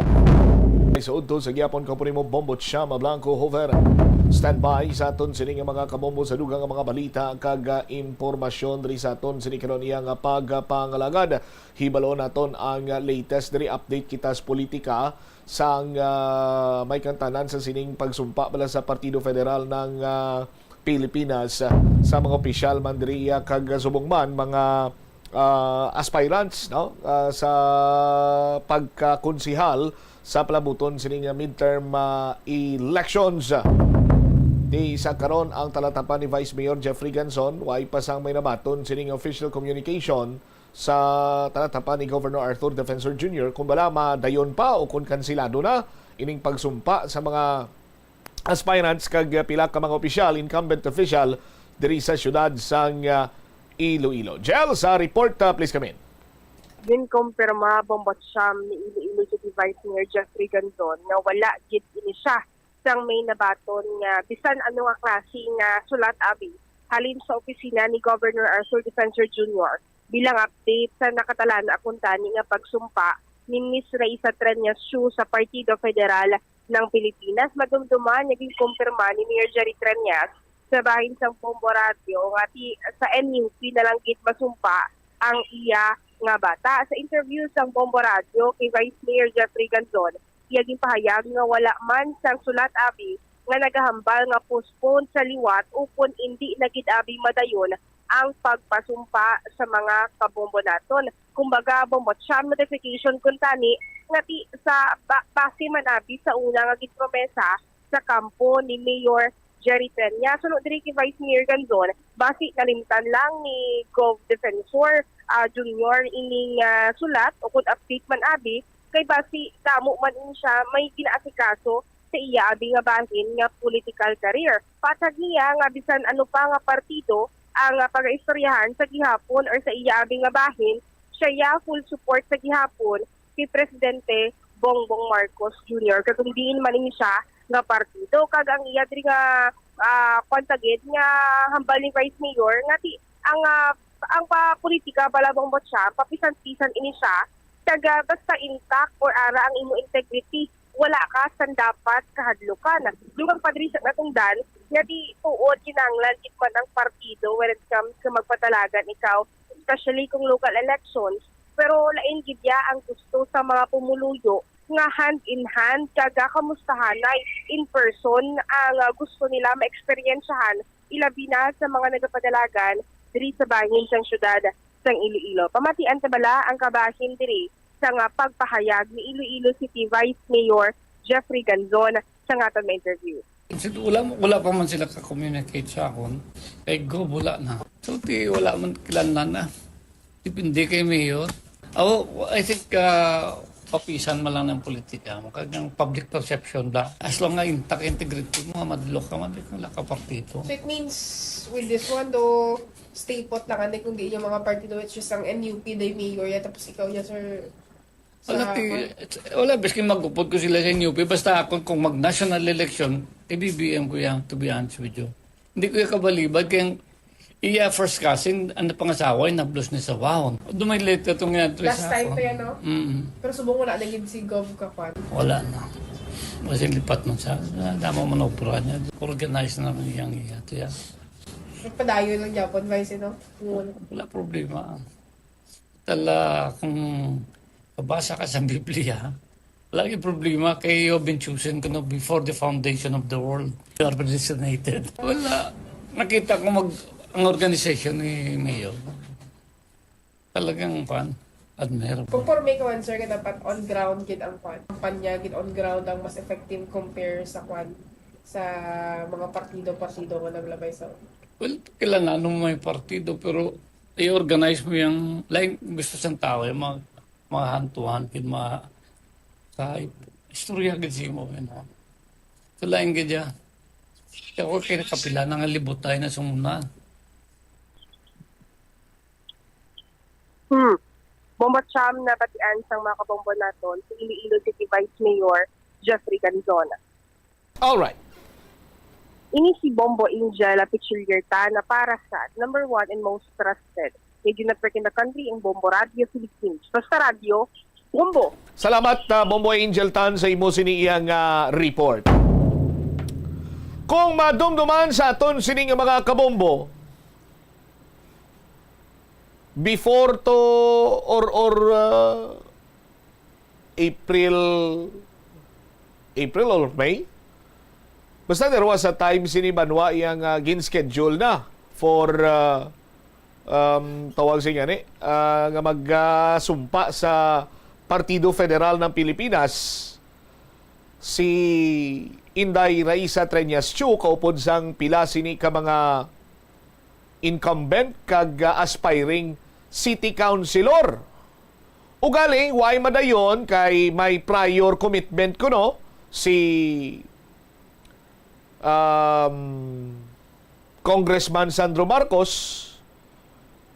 ang first son ni President Bongbong Marcos, kag ang presidential advisor, Lagdameo, correct me if I'm wrong, may prior commitment sila. So, wala na dayon sa aton sining mga kabombo. Last time, atong pagsumpa bala ni Vice Governor Edward Gando sa Partido Federal ng Pilipinas, ginplastar man tong sa bulan sang Mayo. Now, kung arestubang, kung may kalendaryo, kunin mo, pizza 30 na tasubong, 31 na buwas. Second to the last day sa month of May. Tido ay gyapon dinahom-dahom ang pagsumpa ni Inday Raisa Treñas Chiu sa mga incumbent or pila ka mga incumbent kag pila ka mga aspiring city councilor sa Partido Federal ng Pilipinas. That is why kagapon hambalya ni Mayor Jerry Treñas silingati ang bata kuya si Inday Raisa Treñas Chiu masumpa na lang sa National Unity Party. No? Sa partido man nga kung sa diin the Vice Regional Chairman diri si Mayor Jerry Treñas sa aton sini makabombo. Bot silingon, kung kita pa iya magbasa, kag siyempre sa pagbasa man guro sa mga kabombo naton, nga ti, akoon Manilaya kag sa hindi, so, sirado na yung ganhaan sa Partido Federal ng Pilipinas. Sa kay Inday Raisa Treñas Chiu, kag sa iban pa siniyang aluyang nga mag sumpa kontani to sa PFP. Ti bot silingon balakay, hindi lamang ang pagsumpa sa mga taga-syudad ang i-cater sang makapila ka bes nga napurnada nga pagsumpa. May mga local chief executive man sa probinsya sa Iloilo, kag iban pa nga mga may tuyo nga magpapili sa palabuton sa 2025 elections. Or maybe, bangon niya si Mayor Jerry Treñas, daw nakita yung mga malabo na yang pagsumpa ni Inday Raisa Treñas Chiu sa Partido Federal ng Pilipinas. Sige, tiupon na lang kita diriya sa NUP.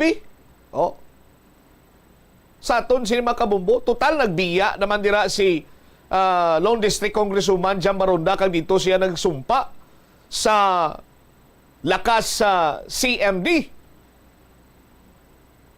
No? Sa aton sini karon iya nga mga kabombo, of which ang lakas CMD nag-forge siya sa alliance with the Partido Federal ng Pilipinas.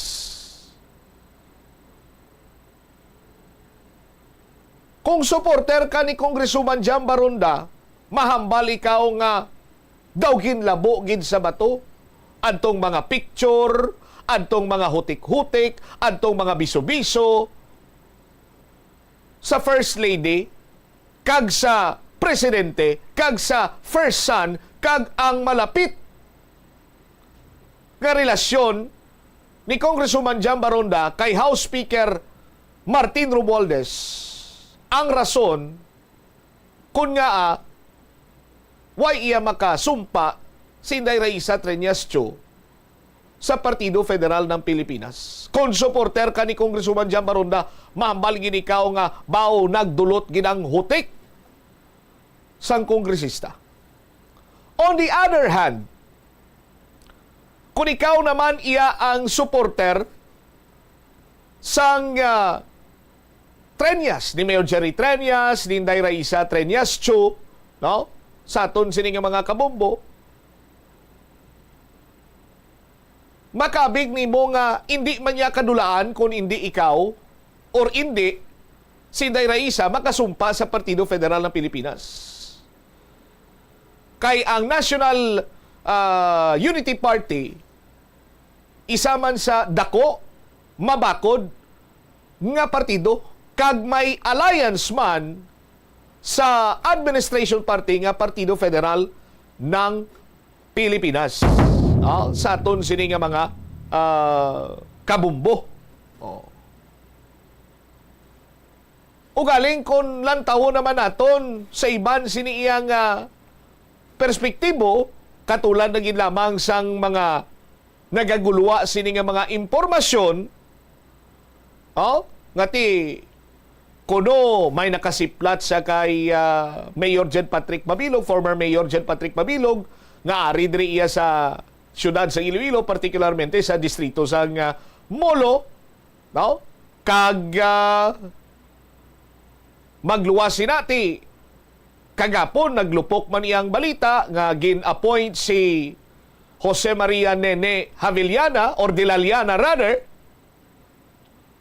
bilang executive assistant to the mayor para iya sa mental health sa aton sinima kabumbo, kag nagwa man ang impormasyon nga mayara kuno sang maback out or shall I say ihit sa puwira sa partido sang uswag or ining uswag line up sa aton sinimatag palamati, no? Ti maghambal ka nga ari sa Iloilo si former Mayor Jen Patrick Mabilog, nasiplatan siya sa distrito sang Mulo, gin-appoint bilang executive assistant to the mayor si Nene Dilaliana, kay ginahuring-huring pasudlon siya sa lineup, kag may ma-withdraw nga aspirant sa 12 na nga daan nga nadiga nga mga kandidato sa idalom sang lineup sang uswag. Ti kung i-connect mo ang dots, ano ang matabo? Sino ang ma-withdraw? Sino ang ihit sa puwira? Ano ang labot sang presensya ni former Mayor Jen Patrick Mabilog kung ari diri siya sa syudad sa Iloilo? Ang labot sinabanwa kay ti there was a time tuman kadamo sa mga cryptic post sang anay alkalde nga daw kasubong nga nagapamangkot nga ti angayan pa ko kung magbalik ako dira, angayan pa ko. Ti dito nag-umpisa banwa, no? Hilabi pa iya sa mga supporters man sang anay alkalde nga nagamba nga, yes mayor, angayan kagid, balik na di, pauli na di. Nagwa man karon banwa ining information nga do may gina-forge man iya nga team up si Congresswoman Jam Baronda, former Mayor Jen Patrick Mabilog. Kag there was a time gani nga ginplastar taman diri sa Bombo Radio kay nakita naton ang laragway ni City Councilor Eli Istante together with the former mayor. Tiano ba Vice Mayor si City Councilor Eli Istante kay tapos naman ang iya sila nga termino as City Councilor? Tingin check naman ina, ginpanginwala man sang konsihal, no? Nakalamho pa kita gani kaya naghamba ang hambal sang konsihal sinya ginambalan ni Bumbo Angel. Bumbo Angel, sino na naghambal-hambal na dira nga mapadagan ako Vice Mayor? Kay kung makita ko siya, lapdosan ko siya kay ikong pagi. Oh. Di mo managalikaw-likaw man ta kay nagawa distante. No? Anyway, seriously speaking, damo pagid sang mga nagahatag sang impormasyon or nagapakita pinaagi sa mga halangpon or cryptic post sang anay alkalde kay masami naghambal siya nga let us rise to jumpstart our day. Mga kasubong sina bala. Oh? Tapos may ara man to iyang ara siya sa beach, white sand, Palawan, or Boracay. Oh, mga mo sila bala. Tida mo ang nagakalangkag nga ano ginman bala. Ari na ginman bala diri si former Mayor Jen Patrick Mabilog kag may plano ginman siya bala nga magpadalagan kag kung magdalagan siya nung dalaganan niya. But remember, sa aton sinima kabombo, may ara sang perpetual disqualification, no, to hold public office si former Mayor Jen Patrick Mabilog. No? Apisar nga na-dismiss adtong kaso niya sa Office of the Ombudsman, may kantanan sa iya siniyang ill-gotten wealth na pamatud-an to iya sang anay alkalde nga way pa siya sa politika, no? Nakatrabaho siya kag may maayo nga sweldo, that is why nakasupot-supot siya. No? As per recollection sa aton sinimang kabombo, nag-file to sang motion for reconsideration si former Mayor Mabilog may kantanan sa sining clamping issue. O galing, sandig sa aton sining pagpropamangkot kag pagpanalawsaw, daw sala kuno to iya ang mode of appeal ni former Mayor Jen Patrick Mabilog. So kung magsalang yan sining mode of appeal, anong but silingon? From the legal vantage point, abi? No? Anyway, konsultanta na sa mga legal luminaries, but may tsansa ayhan nga maka-apiliwat si former Mayor Jen Patrick Mabilog. For that matter, sa aton sini nga mga kabombo. Now, balik kita sa linyada sa politika. No? Shinrise, Jack Start. May ma-withdraw, may tsapwera.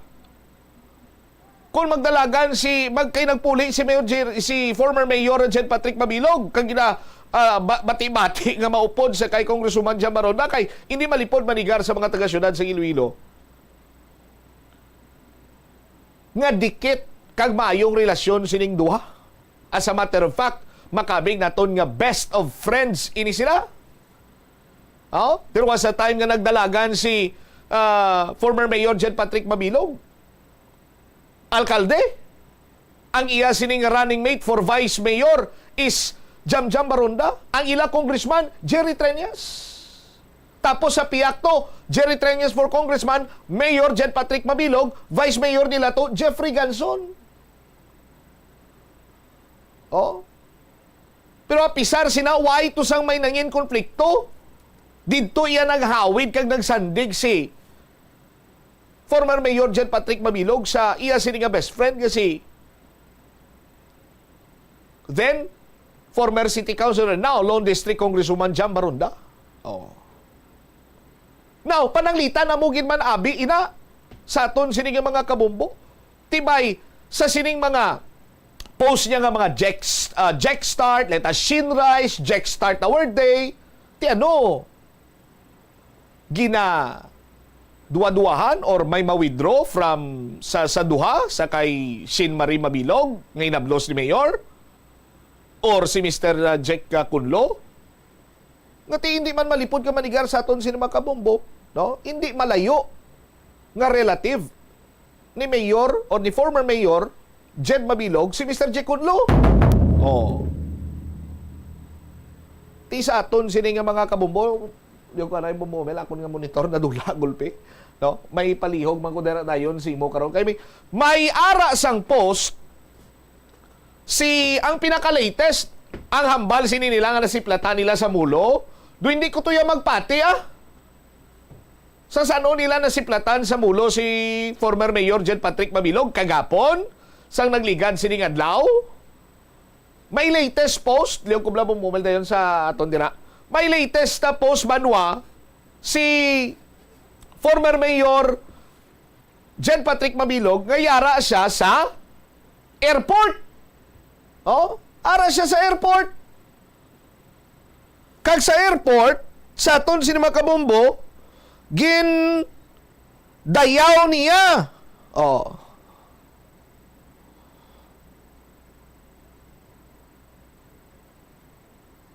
Ay, ano, na kumasend? Dahil lang sa aton sinimatag palamati. Oh. Ay, ano tong isa? Hindi niya mo ya. Ara! Una-una, makita naton dira na ara sa airport. Ara sa airport. Oh. Pila ka hours gani na, Bombo Umel? Nalakip ko na ginamo. 1 hour ago?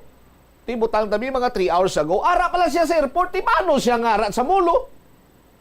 Kagang ang caption sina manwa, bala nyo kung ano, ang caption sina, basahon nato ng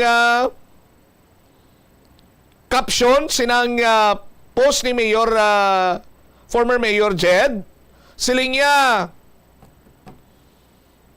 no stress, no anxiety, relaxing at the airport restaurant of one of the best Asian chefs of the world. Abaw! The world mayor category man ba? Oh. Sino nakagi world mayor raw? Si former Mayor Jed Patrick Mabilog Oh. Tidaw, kumbaga pa, sa aton sinima kabombo, sa mga terminolohiya, iya sang mga ulihing tubo, kagkang do mga cryptic. No? Sa aton sinima. Pero kung sa mga kinalye, nga mga tinaga, pakagat. No? Pakagat kag pangligatyar. Oh, nga mga caption ni former Mayor Jed Patrick Mabilog sa aton sinimatag palamati. Oh. Si former Mayor Jed na ginanagambal nga no stress, no anxiety. Babalik pa di siya mapadlagan sa mayor. Nga katawhay niya sa iya sini nga paningkay-singkay kung sa diin man sa subong, naga-travel, naga-bakasyon sa aton sini nga mga kabumbo.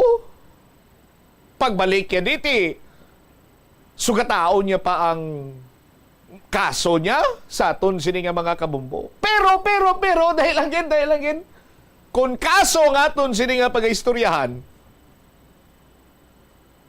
kag kung mag-upod sila ni Congresswoman Jam Baronda, kay sino nga nidikit si Congresswoman Jam Subunga? House Speaker Martin Romualdez. Makahutik-hutik with biso-biso sa kay First Lady Lisa Araneta Marcos. Makabiso-biso with matching hutik-hutik sa kay President Bongbong Marcos. Nagabiso-biso kag nagkakupo-kupo kag may mayo nga relasyon kay Sandro Marcos. Hindi malayo nga pwede nila mabuligan si former Mayor Jed Patrick Mabilog sa paghikutar sa iya sini nga mga kaso. Oh, sa aton sini nga mga kabumbo. Ngaman!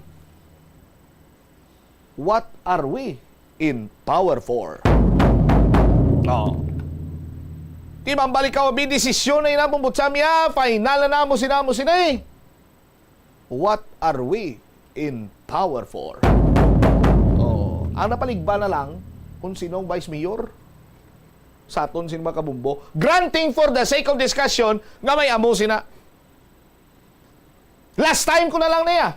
Kay basi kon sagad ko ka mensionar bla kag makitaan niya ko, lapdosan niya ko kay kog pagi.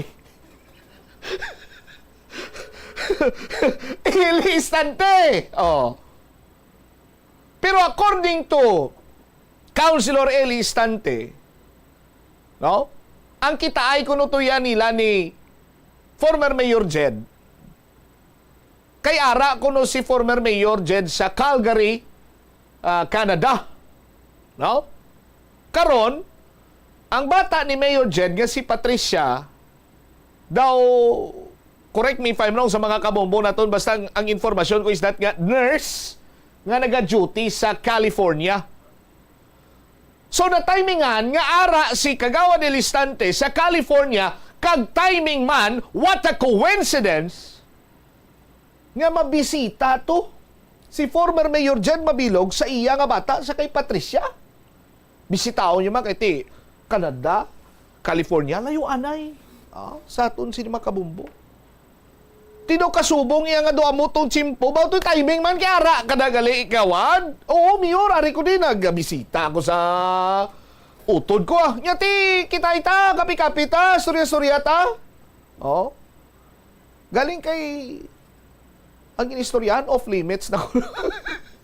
Why sa may manugin? No? Sa kung ano man ang inistoryahan nila. Pero last na gila ni kagawa na.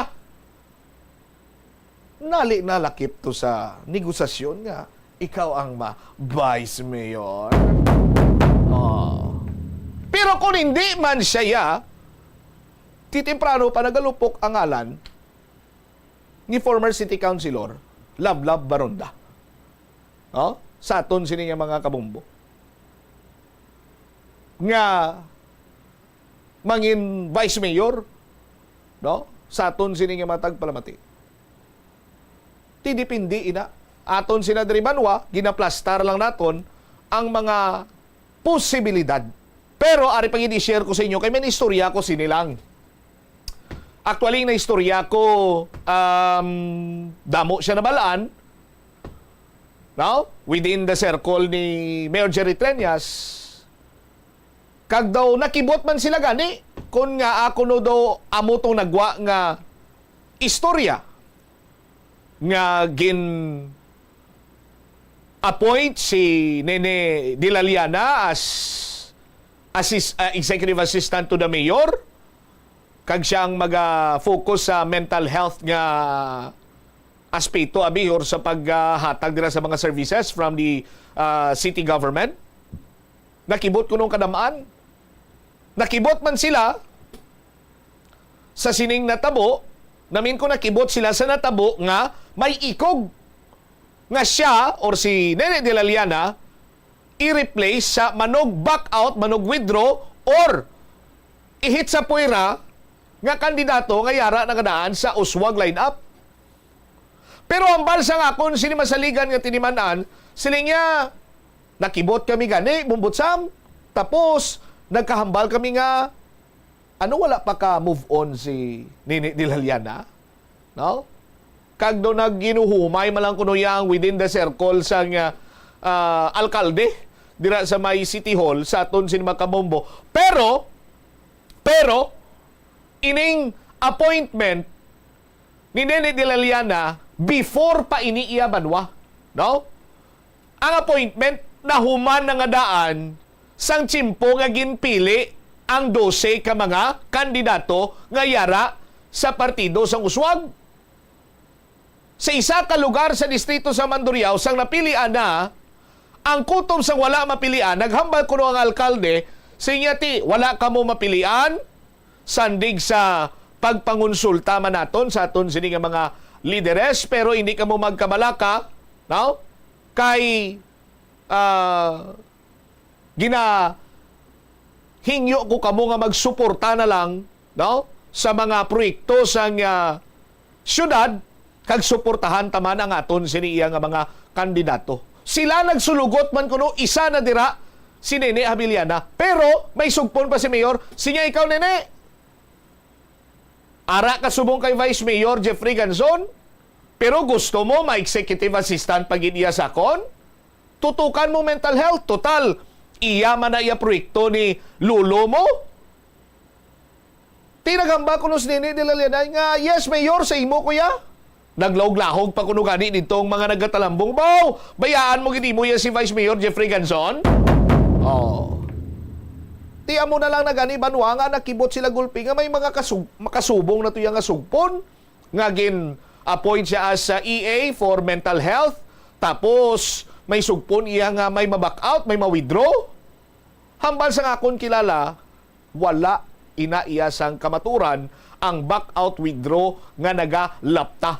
Hambal sa akon sini nga masaligan nga source, kay muan lang kuno inaiyasang mga tao nga gusto gubon.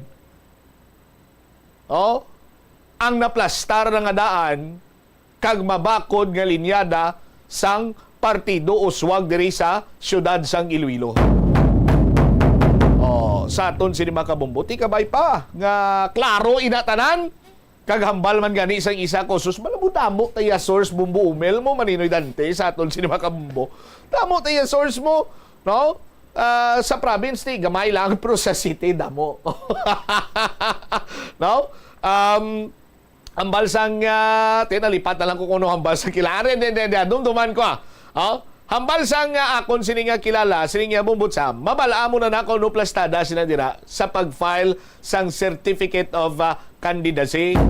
Ti sa pag-file nga dan sa certificate of candidacy sa aton sini nga mga kabumbot, iba do may panibag-o to nga sa gin-stipulate sini nga pagsulundan ang COMELEC nga ang substitution available lang kung ang nag-file sa amo sina nga certain position mapatay abi or ma-disable. No? Pero kung may ginsugpon mas natin, i-check natin inaliwat. Pero doon mo sina sa aton sini makabumbo sinya ti may mga hulatanay na dira kung ano na mga strategy dira ang balantayan but ta dira ta ina kuno mabalaan kung ano ginman ang mangin plastada banwa. Tiyan mo na, that is why nga ti sa politika gani tanan posible kag kung istoryahan ta politika subong although nga layo pa pero tuman ka interesante.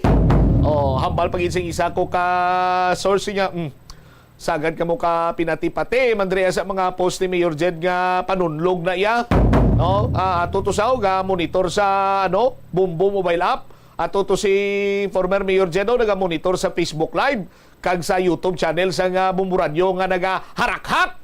Kay damo naman kuno nagkagat sa mga cryptic post sa English, no? Kung sa hiligay nun pakagat nga mga post ni Mayor samtang ini siya ang naga bakasyon kag sige ang travel kag naga pakalinong.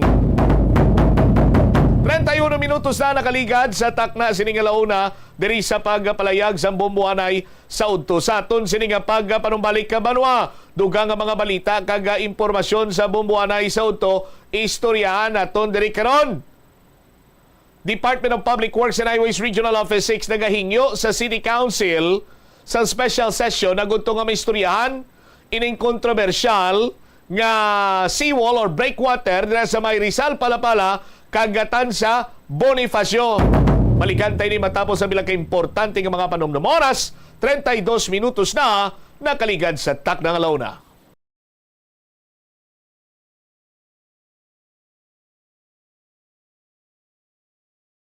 The Farmers Bazaar, your traditional public market with the touch of Plasuelados, ang isa ka lugar nga gintukod sa tion kag sa kasagsagan sa COVID-19 pandemic nga may tinutuyo nga maghatag sa imo sang safe marketing experience. Subong nga ang COVID-19 hindi na gid man dako nga pamahog kag nagapakadto na kita sa next normal. Rest assured nga ang Farmers Bazaar will further evolve agud nga magpadayon sa paghatag sa inyo sing satisfying marketing experience. The Farmers Bazaar. Sa lower level, tara na pahamtang ang fish, poultry, kag meat section para naman sa inyo mga kinahanglanon nga prutas Utan kagiban pa, magbisita sa upper level, pinaagi sa paggamit sa hagdanan o kon sa pagkadto direkta sa parking lot. The Farmers Bazaar, your traditional public market with a touch of Plazuela Dos.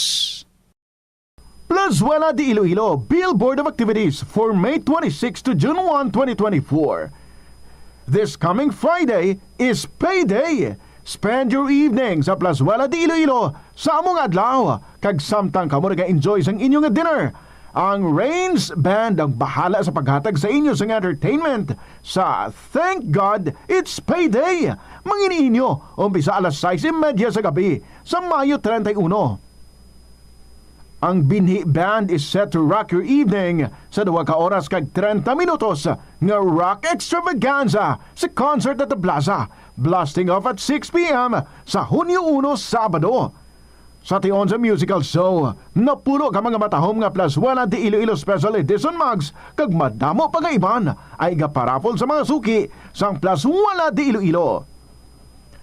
Sa Hunyo 2, Domingo, imbitadong tanan nga mangin kabahin sang Eucharistic celebration nga pagahiwaton sa Latolda sa among adlaw alas 11 sang aga. Sa tion sang misa, pangamuyoon naton sa Ginoo nga hatagan niya kita sang grasya nga magtuon nga mangin maayo nga caretakers of nature bangod ini lamang ang paagi nga mabuhinan naton ang negative impact sang climate change sa aton kabuhi. Plazuela de Iloilo, we remain to be one with you in a common hope for a better community and a progressive country in 2024. Yari nga mga epektibo nga pamaagi agud mapabilin nga safe ang pagkaon sa imo pamilya. Lutoon sa maayong pagkaon, ilabi na ang karne, manok, itlog, kag mga seafoods. Sa pagluto sa mga pagkaon nga may sabaw o konsarsa, pabukalan, kag paturon nga nagalabot ini sa 70 degrees Celsius ang temperatura.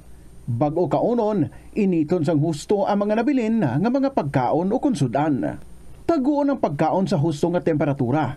Hindi pag-ibilin ang naluto nga pagkaon sa ordinaryo nga temperatura sa sulod sang 2 ka oras. Ibutang gilayon sa refrigerator ang luto nga pagkaon kag mga pagkaon nga madasig mapanos.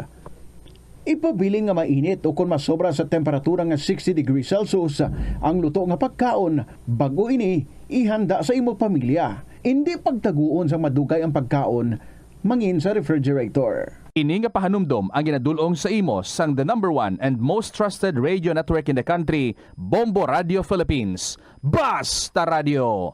Bombo! Ang Ilonggo nga si Eugenio Eugene Torre amo ang una nga Filipino nga nakaangkon sang titulo nga chess grandmaster matapos siya ang nagdaog sang silver medal sa ginhiwat nga 21st Chess Olympiad sa Nice, France sang 1974. Sang 1976 sa isa ka chess tournament sa Manila, naghimo pagid sang maragtas si Torre bilang una nga nakaluto sa sadtuanay world champion nga si Anatoly Karpov sang Russia. Si Torre ang nangin malapit man nga abyan sang American chess grandmaster nga si Bobby Fischer. Natawo si Torre sa Iloilo City sadtong November 4, 1951. Halos hindi na maisip ang mga medalya nga nahakot ni Torre para sa Pilipinas halin sa magkatuhay nga mga chess tournaments nga iya nadagaan sa magkatuhay nga bahin sang kalibutan. Sang 2021 nalakip si Torre sa World Chess Hall of Fame. Yari ang mga household level fire safety measures nga dapat tandaan agud makalikaw sa sunog sa balay. Hindi magbutang o kung magtipon sang flammable substance o kung chemical nga makatugas ang sunog sa kusina o kung sa sulod sang balay. Ipalayo man sa mga kabataan ang pospro kag lighters. Patya ang kalayo kag baga matapos ang pagluto sa kusina. Siguraduhon nga wala nagas. O si Rosel Songano, Miss Philippines Water 2021. Dako gid ang akong pagpasalamat sa University of San Agustin. Kay madamo nga oportunidad ang nagbukas nga mangin madinalagon ako sa akon obra. Dali na sa palaabuton nga July 13, 14, and 15 as the university celebrates its 120th years of excellence with the theme A Gift. Viva San Agustin!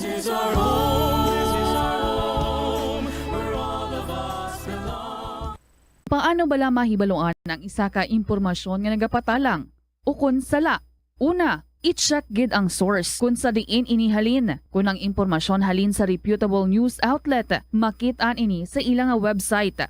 Ikaduha, i-check ang petsa sang gin-publish ang impormasyon o kung ang article. Ikatatlo, i-check ang detalye sang impormasyon. Basta hagid ang bugos nga istorya bangod posible nga ang detalye ang malayo katama sa nakabutang sa headlines. Mag-fact check. Kung kaisa, bangod sa imo nga kaakig, stress kag disappointment sa kabuhi, nagadesisyon kamo nga wala ninyo ginapalibugan kag ginapadalman. Gani likawi nga maghimo sang desisyon kung ikaw ang akig. Hatagi sang oras ang imo nga kaugalingon, bangod ang imo nga first idea ang hindi mo man kung kaisa makabig nga best idea. Makabulig man nga magpangayo sang perspektibo sa ibang nga tawo, ilabi na kung siya ang nagapangatubang man sang kaangay nga sitwasyon sa ilang nga kabuhi. Kung ang desisyon nga imo ginhimo ang wala nangin madalagon, hindi napagbasulon ang kaugalingon. Ang pinakaunang international bank sa luwasang Manila ginbuksan sa Iloilo sadtong 1883. Iniamo ang Hong Kong and Shanghai Banking Corporation o kun HSBC. Tuig 1875 sang una nagbukas ang branch sa bangko sa Binondo, Manila. Kag April 2, 1883 sang nabuksan ang una nga sangay sini sa Iloilo. Una nga nagtanyag ang bangko sa mga financial services nga nagpasanyog pa sa industriya sang kalamay sa pungsod. Kag sang ulihin nagfinance man ini sa pagtukod sa mga railways. Naghatag man ini sang ayuda sa mga negosyante ng Ilonggo nga nagsulod sa import kag export industry. Agud makalikaw sa food poisoning o kung paglain sang tiyan, sundo ng ining mga pahanumdom sa pagpreparar sa mga pagkaon kag ilimnon. Manghugas ang kamot kag ipabili ng katinlo antes kag pagkatapos ang paghimos. Kung nagamasakit, likawan ang pagpreparar sang pagkaon para sa iban. Siguraduhon nga naluto sang husto ang pagkaon. Kung mahimo, kauno ng pagkaon samtang mainit pa. Siguraduhon ang katinlo sang pagkaon agod ang selebrasyon mangin mas malipayon. Kagasto gid bila sa imo adlaw-adlaw kag feel mo gid pirmi ang petsa de peligro bangod nga wala na gid unod ang bulsa. Gamita ang imo bulanan nga spending habits, amo man ang imo bulanan nga take home pay agod nga makasat ikaw sang budget nga imo gid masunod. Wala man sang pulos ang istrikto katama nga budget kaangay sang indi gid pagkaon-kaon sagwa. Apisar nga naandan mo na nga naga-take out ikaw 4 ka beses kada semana. Sa malipot nga pulong, himo ka sang budget nga nagasanto man sa imo nga lifestyle kag spending habits. Dapat nga himuon mo man nga inspirasyon ang imo budget para makaangkon ikaw sang bag-o nga mga hobby, kaangay abis sang pagluto sa sulod sang balay. Ini nga pahanumdom ang ginadulong sa imo sang the #1 and most trusted radio network in the country, Bombo Radio Philippines. Basta Radio Bombo! Kung sa imo pagbugtaw, magpalanakit man lang ang imo lawas, base hindi ka naman namian magtulog. May panugyan ang pain medicine specialist nga si George Gergis. Simple lang. Una, maglikaw sa pagkaon nga nagapromote sang inflammation. Piliun mo ang madamo nga utan, prutas, whole grains kag seafood bangod ginapataas sini ang antioxidants nga nagabulig sa pag-reduce sang inflammation. Bombo Radio Iloilo, Philippine Standard Time, 41 minutos na nakaligad sa takna sining launa. Balik diri sa pagpangalagad sa Bombo Hanay sa udto sa DYFM Bombo Radio Iloilo. Balikan itong si Mayor sa hotel wala Bombo. Atong picture niyo bala nga nagakaon siya nga ang menu kuno ang pagkaon do pang world mayor man. No? Kung imo sini nga i-zoom in Bombo Omel, makita mo dira nga chunks, no? Ang atong sa unhan blaw. May picture ni Mayor na sa babaw. Kay damo nagahambal nga sa diinayhan nga airport ni man. Ti kung i-zoom in mo na siya banwa, no? Makita mo dira ang Chang's, amo na ngalan sang restaurant kung sa diin ti dira nagdine si former Mayor Jen Patrick Mabilog sa aton sini nga mga kabumbo. Ti damo nagapamangkot sa diin ang Chang's ni Bombo Cham. May ara man kung dami man kag plastado man nga restaurant nga paborito. Galing kay dito ya Chang's, Blue Bar to yang akon, no? Blue Bar. Blue Bar na to. Sa dining Chang's, mamuta. Adini, kadamo gali sang branches ni sang PF Chang's. All PF Chang's, Sa Bahrain may 2, sa Kuwait, no? Kunang kilala ko pa Kuwait, no? Sa Oman, 1, sa Qatar 2, Saudi Arabia 5, United Arab Emirates 8. Porte, no? Ti sa dinayhan si former Mayor Jen Patrick Mabilog. No? Sa Alabama, sa Arkansas, sa Arizona, sa Estados Unidos niya, Alabama, Arkansas, Arizona, California, Colorado, Connecticut, Washington DC, sa Florida, sa Georgia, sa Hawaii, Iowa, Idaho, Illinois, Indiana, Kansas, Kentucky, Louisiana, Massachusetts, Maryland, Michigan, Minnesota, Missouri, North Carolina, Nebraska, New Jersey, kaga New Mexico, sa Nevada, may araman sa New York. Sa New York, ito sa tupad isang farm ni Bumbo Juma. New York, sa Ohio, Oklahoma, Oregon, Pennsylvania, Rhode Island, South Carolina, Tennessee, Texas, Utah, Virginia, Washington, kag Wisconsin. Wisconsin. Ay, sos Maria kagusip. Silingon sa Amerika, damo nito sa Estados Unidos. Di ba sino tayo nagurambal nga nakita nila sa mulo? Si Mayor, former Mayor Jen Patrick Mabilog. May chance na sa mulo choice guro.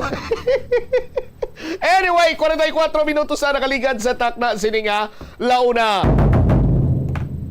Ang Department of Public Works and Highways nagahingyo sa Iloilo City Council nga kung tani magpatigayon sa isa ka special session na may istoryahan kuno nila sa Mayo ining compliance sang seawall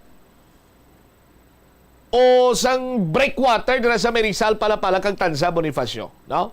Di na malipod sa ibalo sa mga kabumo naton nga pinauntat ini kay bangod man way sa may mga nagakaigo nga permit. Inaiakon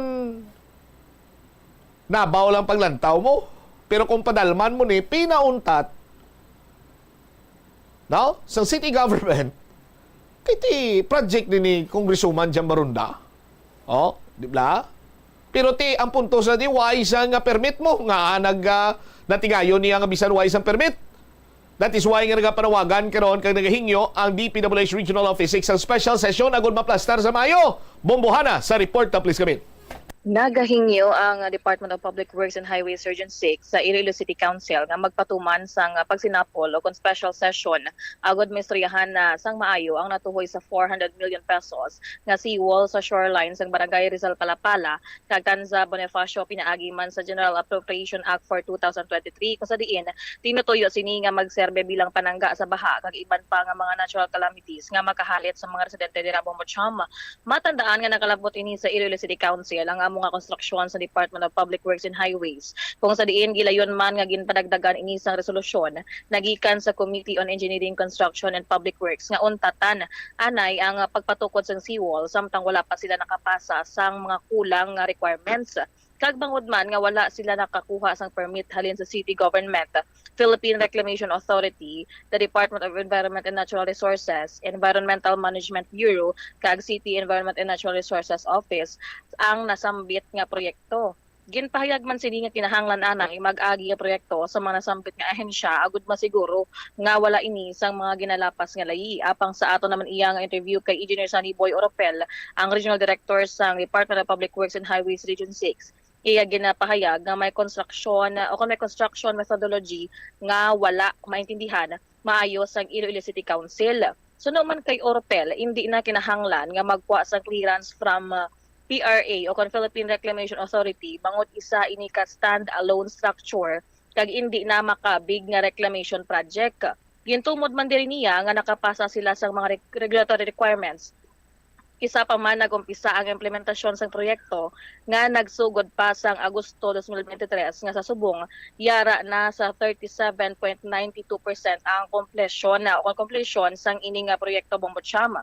Dugang man rin ni Oropel nga nadiskusyonan na nila ini sa Department of Environment and Natural Resources, Regional Director Levino B. Duran nga kung hindi lang man reclamation, hindi na kinahanglan nga magkuha pa sang clearance halin sa ahensya sang DENR. Sa subong nagahingyo gid si Regional Director Oropel sa Iloilo City Government sa pagpamuno man ni Iloilo City Mayor Jerry Treñas nga lantawon ang amo nga seawall kag pahanugutan nga makontinue ang ining proyekto isa pa man magtupa gid ang mamuno nga ulan. Ngari bala kay pamatian naton ang ining pahayag ni Engineer Sunny Boy Oropel. I already prepared the some communication to inform the city government of Iloilo. First and foremost, may aralan kita sa misconception or misunderstanding on how this project are being implemented. Ang structure sa aton nga seawall is a stand-alone structure nga hindi makonsider nga reclamation. Wala kita ga backfill sa likod. So hindi kinahanglan sa clearance coming from the Philippine Reclamation Authority. We already talk and discuss these things before the project implementation sa aton nga DENR, especially sa kay RD Duran. And RD Duran had said in front of me nga well, hindi any reclamation and no need for us, the PWH, to secure a clearance coming from the PRA. What we need is only a certificate of non-coverage, considering no reclamation activity will be made or done on this area. So I already requested a special session sa city government of Iloilo, which Mayor Trinas already promised nga tanawon niya karon nga adlaw ang sitwasyon sa aton nga seawall. We talked with Mayor Trinas yesterday to raise our point nga hindi kita kinlanlan mag-secure sa clearance coming from the PRA. Because stand-alone siya. Kung may ara man kita materials nga makita sa likod sa seawall, it is only a material na kinlanganon naton para ibutang sa structure coming from the inland. However, because of the scarcity of the materials within the vicinity or within the province of Iloilo, nag-import kita sa aton nga materials from the neighboring location. That's why onshore kita sa delivery. May barge kita na aga-deliver. Isa sa mga proof na hindi wala kita naga-seawall tungod nga ang purpose ng aton nga structure is to provide safety measure o structural intervention nga hindi dapat mag-uba during tidal water, hindi mapituan ang mga residents along the shoreline. Rest assured that the PWH is complying with all with the requirements before implementing any specific project that will be introduced in the locality. But ang do nangin karadlawan pa ang findings sang Committee on Infrastructure sang syudad daw. Tiway sang reclamation nga ginapatigayon dira pasuguon niya nga makuha sang reclamation permit do ikaw bla Councilor Jania ang tutuki lang na bala mga vendors paligbi kung sano sila kabaligya kag kung sano sila pagtaton baligya kag mga sumba na bla do karadlawan kay mo ya konsyal ano bala mo nga waisang i-reclaim. Sus Maria kag po. Oh, sige pa ka mo. Ay waluoy ka oh. Oh, pero ano pa man niya bumbuhan? No? Kung ano man dahil ang mga flow permit na da, ang mga ano ganina tawag na, ang mga ano ganin mga build, mga center na multi-purpose magluwasin na. Ang mga uswag centers nibla. No? I-care na, mga I-care ni, why man gani mga permit to? Sige man construction now, ang punto sinadriya, bala nyo kung ano, no? Bala man na ni RD Oropel. Galing kiti simpre si RD kung sa eksplikara na ilang perte si RD ni, no? Kung mga basketball ni may BP ni sa sakon, no? Kita mo na plastar ni RD Mayo nga do why man sang ano kagado pang plastar bala sang hindi nga daw pang plastar sa tao nga nakaintindi. Pag plastar sa tao nga nakaintindi sa iya sining trabaho. No? Kag gina-explikar yaman sang maayo kag hagan-hagan or matawhay Pero tinga pagwaon mo yan sang reclamation permit kay why gani isang i-reclaim na inano man ni si Councilor Jadiang man. No? Study first bala. Ay, sos Maria Kagusipo. Study first before you run. Bao, study first before you run. Ang punto man na sinadriya, kay nagbulagay sanday kung jam kag Mayor Jerry, amo na nga ginpauntat ni. Oh, hindi bla, bumbuan. Yes, Bombo Cham, kay sang August last year pa, ini nasugudan kag sa medyo tunga-tungan at unitet kontani ang pag-complete man sang ining construction sang wala pang tigulpi lang nga ginapauntat man sang sining senro kag Office of the Building Official man mismo nga may kulang nga mga permit kuno ang ining Department of Public Works and Highways Region 6 na tuhoy sa ining seawall. All right, ti kabay pa. Granting for the sake of clarification, ti kabay pa nga matigayon ining special session nga ginaayo sang DPWH sa Bumbuana. Kabay pa mo cham kay gusto gid rin ni RD Oropelman nga ipaintindi gid ang ining mga misconception kag ang construction methodology nga iya ginatawag. All right. Ini si Bombo Hana Joy Mendoza Andasa para sa the number 1 and most trusted radio network in the country, Bombo Radio Philippines. Basta Radio, Bombo. Salamat kid Bombo Hana Andasa. Budlay bala Bombo Mel kung hindi mo bala sunado ang isa ka bagay tapos suguon ka lang obrahon mo, entonces kidwaya. Oh. Di bla ginsugo ka lang Councilor Janiang ay. Oh. Ti dugangan pa yung may mamatunaan. Tingunti entonces do karlawan wa uswong. Paano kay mo nga ma-reclaim kay mo nga way sang i-reclaim?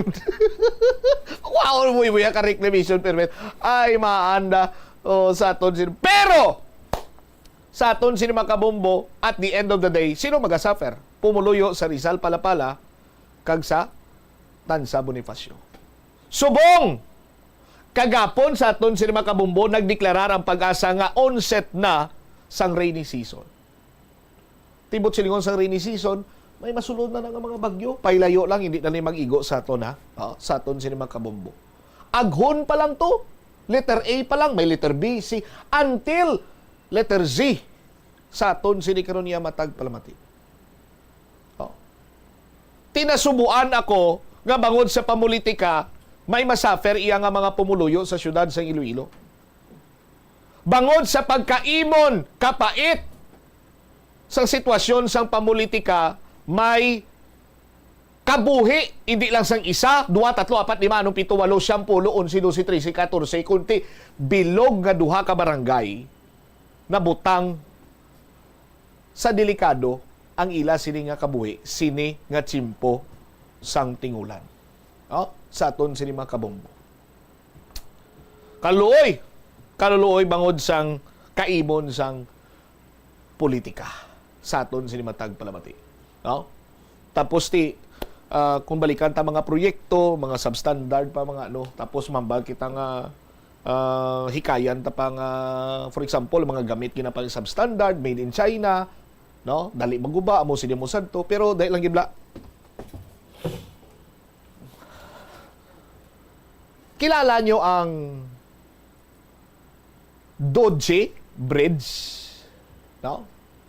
Ang Doji Bridge, storyan ta mo storytelling tanay. Ay retouch pa man si Tita Reg, no? Tita Reg, storytelling ako na. Ang Doji Bridge or mas ginatawag man nila nga Baypanjiang Bridge, 4-lane cable stayed bridge ini sa border sa tunga sa duha ka probinsya sang Guizhou kag Yunnan dito sa China. Muna sa muna tsurayaw. Dan. Sang 2021, amo ni ang pinakataas sa bilog nga kalibutan. Makon mo duha ka mountain. Ano gani mountain? Mountain. Bukid. Di magamba ko duha ka mountain tapos sumalipatan kong bukid. Di na ko kamaliban nga sa farm ako lumaki. Anyway, duha ka bukid gimbutangan nila sang sang Taytay sa aton sino makabumbo. Ang iyang road deck sitting 565 meters, 1,854 feet above sa Baypan River sa aton sini Makabumbo, no? Ang bridge kabahin sang G56 Hangzhou Ruili Expressway sa tunga sang Kijing kag Liupanshu sa isa kung dito ka sa east gabahin, ang iya takos ni is 269 meters or 883 feet, no? Isa sa pinakamataas, no, nga taytay sa aton sini nga mga kabumbo. Ang kalabaon niya is 1,300 meters, no? Sa aton sini mga kabumbo sa tunga sang Shuwei City, Yunnan, Sichuan County, Giso, kag amon isang nagapalipot sang journey or biyahe halin kami dito sa isa ka lugar dito kami halin sa may Giso province. Kung i-travel mo ni Bayland 5 hours ni karon pinatindugan sang Duji Bridge. Isa na lang ka oraso ang biyahe sa aton sini nga mga kabumbo. Kag ang isa pagid sa manami sila diri Banwa kay tatlo lang yang tuig bumbumel. Human na. Human na tatlong tuig ang nagobrab lang kung pilang bilog. 1,000 ka mga engineer kag mga teknisyan. Ang bili 1 billion yuan or equivalent sa 144 $1 million. Calculator, 144 times 50. Bao, 72 billion, 72 trillion. Dako-dako ka no? Sa aton sino Makabumbo. Taas ni kay grabe, 565 meters ang iya kataason, ang iya kalabaon 1,341 meters. Tatlo ka tuig kang nahuman ha? Tatlo ka tuig kang nahuman. Pakita ta namin mga nami kagrabe-grabe nga mga proyekto diri sa syudad kag probinsya sa Iloilo. Oy! Ho! Sus! Maria kang gusip! Saan na ginumpisahan nga ni? 2018 ungkap flyover, no? Naumaman pero hindi magyan. Nagyan man prosto nga lang kagi na kayo pasubong. Oh. Agalan man aganan tayo. Oy, sus Maria kagusip po damo na lumot ang aganano. Oh, my goodness. Ti sa China to, ang mga engineer to, mga teknisyan, mga Chinese man to. Ting kontraktor sini. Tan man ang pilido. Oh, tayo na ngayon lang mo tubulig sa China to. Padaliin nyo kami isang mga bara, di kabra yun ang mga martilyo, kag lansang yun ang tag 5 kadupa. Di ka kita lansang tag 5 kadupa. Grabe nga engineering, by the way, sa sining Duji Bridge, no? Kay ang support niya sini Banwa, amuning mga steel cable, no? Or cable. Pero mabaskog ni siya, no? Mabakol mo sila, grabe nga engineering. O ti, amo na, sabong sini nga ugada, Banwa, ti hikayan tapang mga Chinese. Nga made in China, dali maguba. Amo sini mo sadto.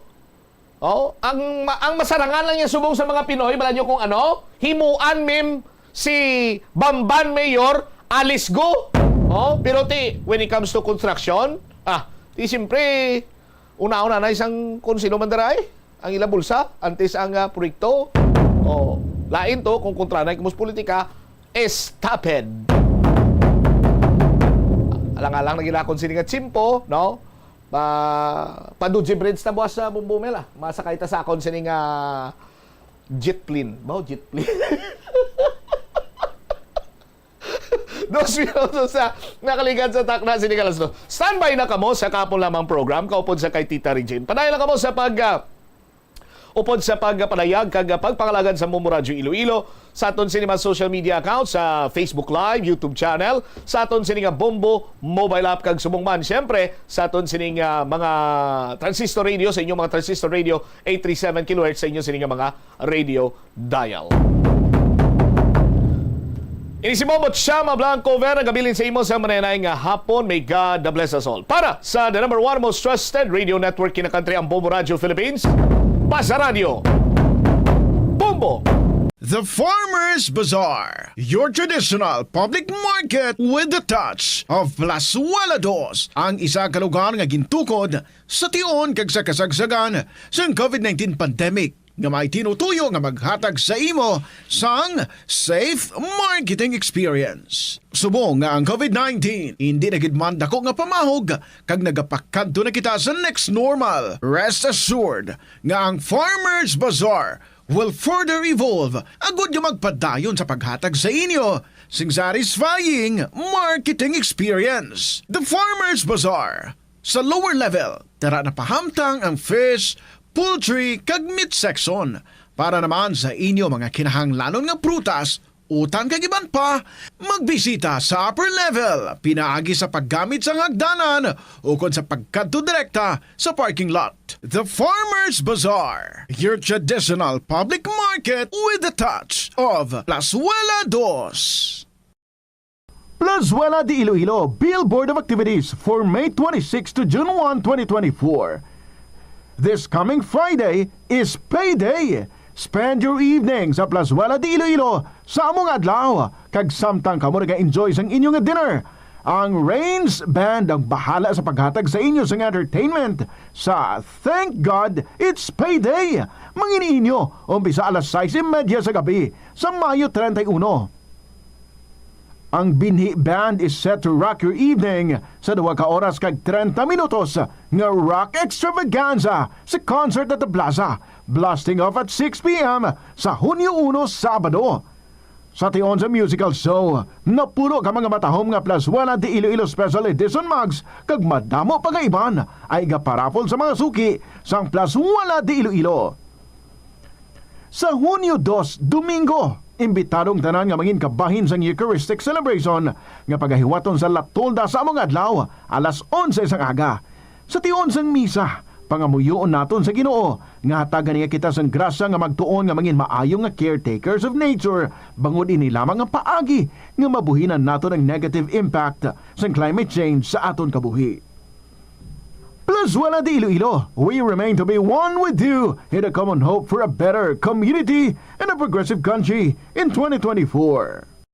Ang cyberbullying among paggamit sang offensive kag masakit nga mga tinaga online na ukon pinaagi sa text. Ang bullying ang nagatuga sa kasubok kag depresyon sa biktima. Magluwas ni, magabatyag siya sang kaakig, pagkadula sang interes sa mga butang nga iya naluyagan kung ikaw ang ginbully. Una nga tika nga imo himuon, amo nga magpangayo sang bulig sa tawo nga imo masaligan. Paano ka bala makabulig nga mauntat na ang bullying? Simple lang, don't be a bully.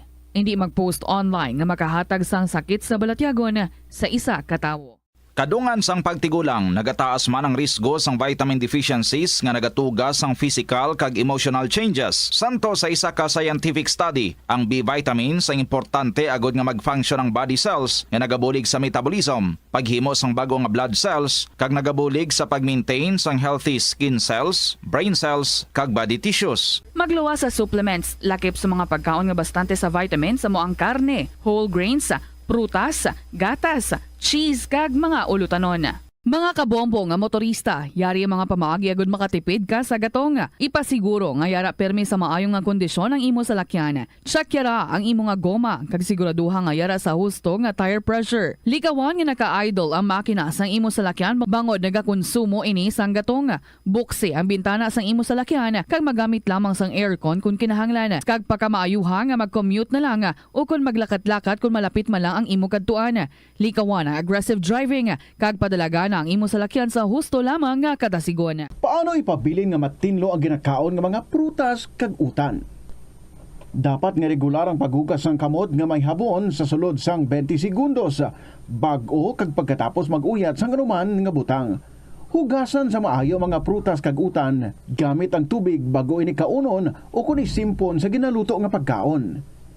Likawan nga maggamit sang habon o kun bleach o kun anuman nga kemikal sa paghugas sa mga ini.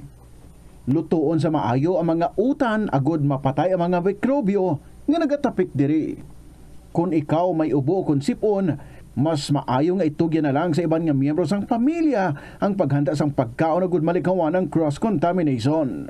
Ini nga pahanumdom ang ginadulong sa imo sang the number 1 and most trusted radio network in the country, Bombo Radio Philippines. Basta Radio Bombo! Yari ang masunod nga mga energy safety tips agud mangin safe ang tanan. Sa tion sang bagyo, kung may anunsyo na nga storm warning. O si Rosel Songano, Miss Philippines Water 2021. Dako gid ang akon pagpasalamat sa University of San Agustin. Kay madamo nga oportunidad ang nagbukas nga mangin madinalagon ako sa akon obra. Dali na sa palaabuton nga July 13, 14, and 15 as the university celebrates its 120th years of excellence with the theme A Gift. Viva San Agustin!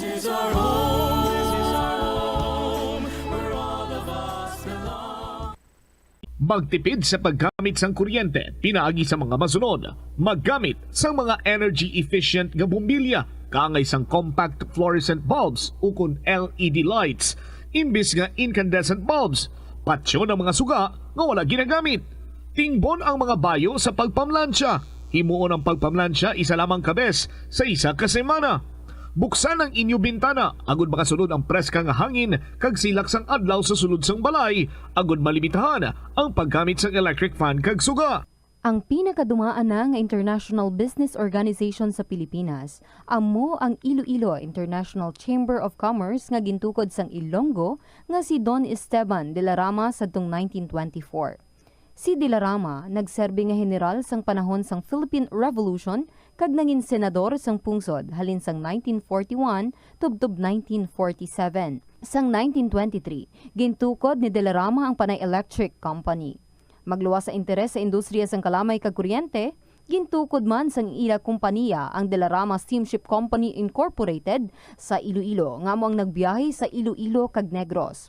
Ang duwa sini ka barko nga Don Esteban kag Don Isidro ang ginpasad pa sang Frederick Krupp Germania Shipyard sa Kiel sadtong 1939 kag gingamit bilang troop transport para sa US Armed Forces sa Pacific Theater sang World War II. Masami bala nga nagabiring ang imutiil? Suno kay Dr. John Hubert Pua, isa ka orthopedic surgeon, masami nga mabatyagan ang cramps sa idalom nga parte sang lawas. Apang mas delikado kung masami mo ini mabatyagan sa ibabaw nga parte sang imo lawas, kaangay sang kamot, bangod posible ini nga palatandaan sang mas malala nga balatian, kaangay sang sakit sa tagipusoon, diabetes, kag hypothyroidism. Nagpanugyan ang doktor nga ang pinaka-epektibo nga solusyon sa cramps amo ang stretching exercise tubtob madula ang pagbiring. Nagasala ka bala sa imo nga tulunan kag daw hindi ka makahibalo kung ano ang imo nga unahon? Kung magtuon ikaw, siguraduhang anay nga nakakaon ikaw sang maayo, agud nga maka-function ang imo nga utok. Kung gusto mo ang snacks, siguraduhan man nga na-preparar na ini antes pa man ang imo study time. Bangod basi, mawili ikaw sa pagkuti sang imo nga pagkaon kag ma-distract ikaw sa imo nga tulunan. Siguraduhan man nga tapos na ang imo nga ulobrahon sa sulod sang balay para nga makalikaw sa interruption kag para sigurado naman nga maka-relax ikaw kung matapos mo na ang pag-review. Ini nga pahanumdom ang ginadulong sa imo sang the number 1 and most trusted radio network in the country, Bombo Radio Philippines. Basta Radio Bombo! Gabulig sa paglikaw sa nanuhay tuay nga balatian ang simple nga pagkaon sang citrus fruits kaangay sang pomelo nga puno sang powerful immune boosting antioxidant. Ang pomelo ang puno man sang lycopene, isa ka anti-inflammatory, anti-aging antioxidant nga nagapanami isang supat. Ang duga naman sang panit kag dahon sang pomelo ang natukiban nga makapatay sang cancer cells kag nagapalikaw sa paglapta sini sandig sa test tube studies. Kauntasan, La Paz Batchoy. Ang Iloilo ang kilala bilang home of La Paz Batchoy. Mahimo kagid nga maglibot sa Iloilo, mag-food trip, kag ikaw mismo ang maghusgar kung ano ka namit ang La Paz Batchoy. Pwede mo gid ma-enjoy ang La Paz Batchoy nga may Ito ang Bombo Radio Philippines. Fully digitalized. Numero 1 sa balita, komentaryo, drama at serbisyo publiko. Bombo Radio Philippines. Bombo Radio Philippines. Ang inyong number 1 at most trusted radio network in the country. Basta Radio Bombo! Mayong hapon sa inyo tanan mga kabombo. This is Tita Regine. It's the 30th of May 2024. Uy, tulog ta karon, buwas tulog paginta, tingko na ang bulan sang Mayo. But good ha, nga ang aton nga panahon. Nagbalik naman ang init, pero hindi amo ginakapaan. So, siguro no, to give way sa mga baro-barangays dira, mga burubanwa dira, mga banwa-banwa, mga burubanwa, mga banwa-banwa, mga barangays. Nga nagapatigayon bala sang ilang nga mga fiesta, sang ilang nga Santa Cruzan, no, di ba? Nagaparada, nagaprosesyon ang mga beautiful nga mga reyna, di ba? Sige, so sa inyo dira nga pag-preparar, sa inyo dira nga mga activities, sa inyo nga barangay. We wish you luck and I say thank you nga sa gihapon, bisan medyo busy ka mo dira, but you find time para nga mag-tune in diri sa kahapon lamang program. So thank you very much, Gid. Ginaabi-abi ko kamo today, magabasa kita sa mga istorya, new set of stories nga magahatag na naman sa aton sang kalingawan, hindi lang kalingawan kundi mga tips, mga giya, mga pwede naton no nga kuhaan gid sa mga leksyon as we also live our lives.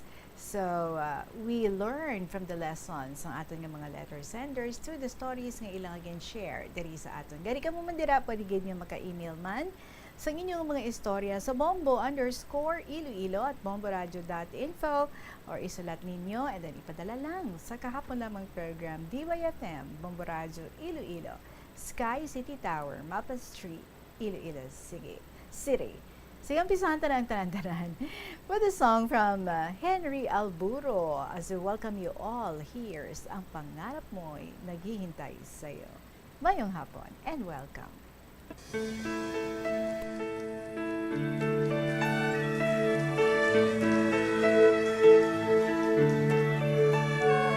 Kay rami mang balakid sa iyong daraanan, sadya mang matinig ang kailangan mong lakaran. Ubod man ang bigat ang iyong binapasan, huwag kang mag-alinlangan, kayang-kaya mo yan. Huwag kang umatras, huwag kang humito, huwag kang mapagod, huwag kang sumuko. Alam mo naman sa dulo nito, ang pangarap mo'y naghihintay sa'yo.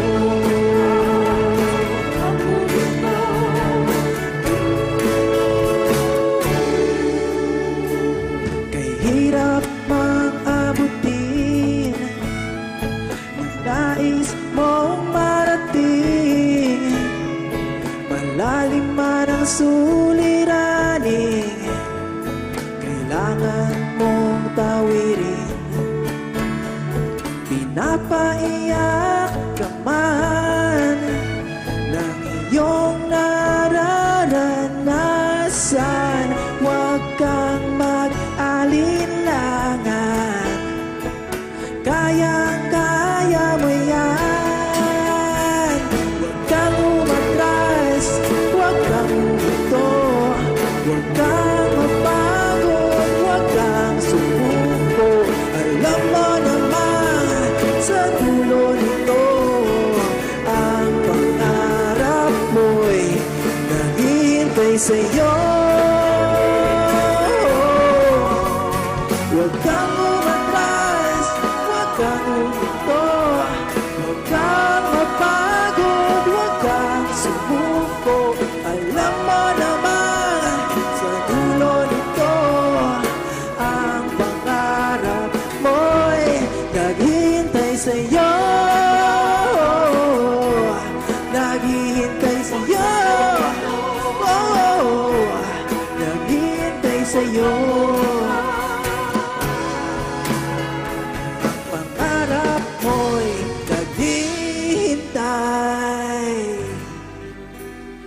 sa'yo.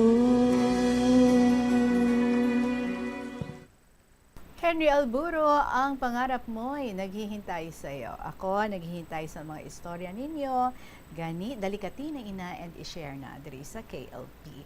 Oras ta, it is now 18 minutes after 2 o'clock. Again, this is Tita Regine. Hello and good afternoon, Gid. Mayong hapon sa inyo tanan.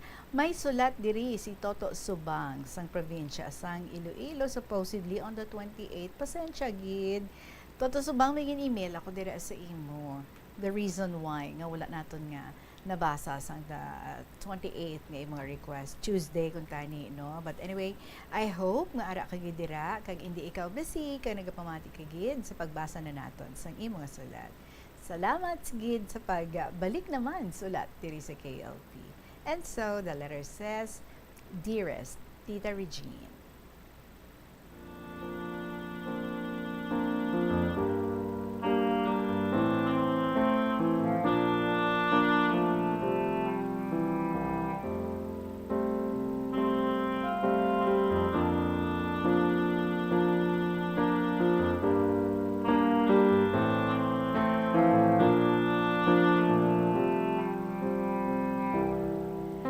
ang nagbabalik, guess who? Mga KLP fanatics, Toto Subang, sang probinsya, sang Iloilo. Dugay man, kay nakasulat ako sa KLP, Tita Regine, abi very busy gid abi. Tani Martes, ari na o. Tani Martes mula ni pagabasahon ng letter ko nga ini May 28. Sorry gid. Pero I hope ara kadaan. And kabayin mo, no? Makagina na, basa mo akong email. Well, this week, Tita Reg, i-share ko lang ang experience ko sa isa ka-establishment last May 22, 2024. So, halin kami sa isa ka-sikat nga hotel. Dira lang actually sa Tabuk Langgid, sa Central Market. Tibalaan mo, may journalism contestant kami sa journalism. So, while waiting, matapos ang contest, so nagdiretso kami anay sa isa ka mall, lapit na sa super. Bale, upod ko si Mrs. D. Upod ko ni siya sa work. Fast forward, Tita Reg, nagdiretso kami sa isa ka store sa sulod sang mall. Baligyaan ini sa mga computers, printers, and other gadgets. So, pag-abot namon, nagpangita kami sang printer para sa amon nga opisina. Sa nakapili na kami, nagpa-add kami sa isa ka mouse kag isa ka flash drive. Then, ang nag-assist sa amon, ginatagan niya ako sang papel kung sa diin nakalista ang ginpamakal namon. Sa gin-approach ko na ang cashier, siling ko sa iya, "Good morning, ma'am." Wala siya nag-reply sa greetings ko kana. Deadma lang siya sa akon. Siling niya, "Anho ni ang resibo? Tingbon o kon separate?" Nagsabat ako nga, "Tingbon lang, ma'am, then kung pwede, i-open date." So, nasulat na siya sa resibo. Sa nagasulat na siya, nakita ko, nga ginsulatan niya date. Paghatag niya sa akon, ginsilingan ko siya, "Ay, ma'am, may date? Wala lang tani." Baw, Tita Reg. Ginkuha niya ang resibo, kagin lampos-lampos sa table niya sa cashier area. Nakibot ako sa mga actions na. Subiskan ako na napamaguhan sa ginapang obra niya. Siling ko sa isip ko, naakig ayhan siya sa akon. To ka clear man sa pangabay ko sa iya. So samtang nga ginare-write niya ang item sa resibo, ginkaduan ko si Mrs. D. Ginmunuhan ko siya. Siling ko, "Mrs. D, ginalampos-lampusan lang ko sa resibo sa cashier." Biskan si Mrs. D, nakibot man sa ginbalita ko sa iya. Siling ko, "Pabay ilang, kay pabinlantas ang take-home lunch niya." So, nagbalik ako sa cashier. Titang itsura yo, duga-ugot. Naabtan ko pa nga gingisi na ang sala nga resibo. Ginlalas niya lang. Obviously, akigid ang ginapang-asta na. Siling ko, may imo kagid. Sa natapos na ang resibo, siling niya, sulatin name kag address ang may check. Niwara gani siya ka, "Sir, or ano nga word to address me as a customer ka store nila." Dahil siling ko, "Ma'am, pila tanan?" Siling niya, 6,850 tanan. May 15 ka lang da. Kay 7K ang ginhatag ko sa iya, siling ko ma'am, wait lang gid. Tigin ukay ko ang wallet ko, kagilayon ko ang ginhatag ang 15 pesos. Ni smile, tita wala gid. Tugaungkot siya. Kung sa ano nga rason nga hindi man ako kagets ka na, bad mood guro. Pagbaton ko sa resibo kay Sensilio, ginsilingan ko siya. Miss, sa sunod, hindi mo ko paglampos-lampusan sa resibo nyo, ha? Kung may problema ikaw sa balay nyo, di pagdala diri sa ginaubrahan mo. Lower tone ka voice, Tita Reg, pero gakudog-kudog kay matsyag ko, nagtaas gulpi BP ko. Wala gid siya nakasorry sa akon, Tita Reg. Nagtalikod ako sa iya, batian ako sang gasunod sa akon nga customer. Natingala man siya kung nga nagkumod ako. Dala namon mga pinamakal namon nga printer nga may pangako nga hindi na ako magbalik-balik sa store nga ato. Nagbakal kami sang electric fan sa appliance store. Gasmile kag ka-accommodating man sang ilang nga cashier. Tita Reg, ano klase sang customer service ang ipakita niya sa akon sang cashier sa computer store? Deserve ko bala ang amuto nga hitabo? Salamat gid in advance sa advice mo, tita. Until next week naman, Tita Recha. Toto Subang, sang probinsya, sang Iloilo.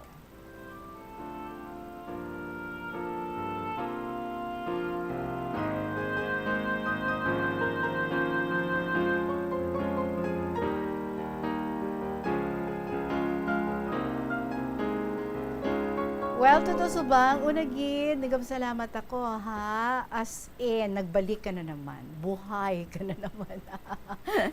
Joke lang. But anyway, so mo nagali ang imo na experience sa store nga ato. Of course, bala nato, no? Nga, supposedly, kung ara ikaw da sa counter, kung ara ikaw sa cashier, dapat pleasant ka gid sa mga customers. Di ba? Gambal gani, customers are always right. O, diba? Pero wait ka ba, what really transpired? Ano man, nag-poes ka mo before that? Or may na indian siya sang inyong agin panghimo? Nga all of a sudden, amo to ang ginpakita niya sa imo. But if ever, nga wala, because gambal, kadi nga, wala ka gidagdiya. Nga amo to ang iya nga pag-accommodate sa inyo. Well then, no? Supposedly, pwede ka man to bala na magkadto sa ila manager. Tapos, ginhambal mo, ma'am, do hindi man nami ang modo kag ang pag-accommodate sa amon sang inyong cashier. So, we deserve nga ti mangin tagaan naman kami sang pleasant, no, nga ako accommodate sa amon kay ti nagbayad ikaw tapos ang nag-entertain gani sa inyo to. Okay man siya nga paglabot dito sa cashier nga all of a sudden nag-amo sila. Although mayroon nga iba, no, ang cashier, amo ang owner mismo. Pero taway ta kabalo, you should have asked nga amugid sadto ang iya nga pag-ano sa imo do na ugot-ugot gid siya. Is it because nga ginpaliwat mo gid ang OR?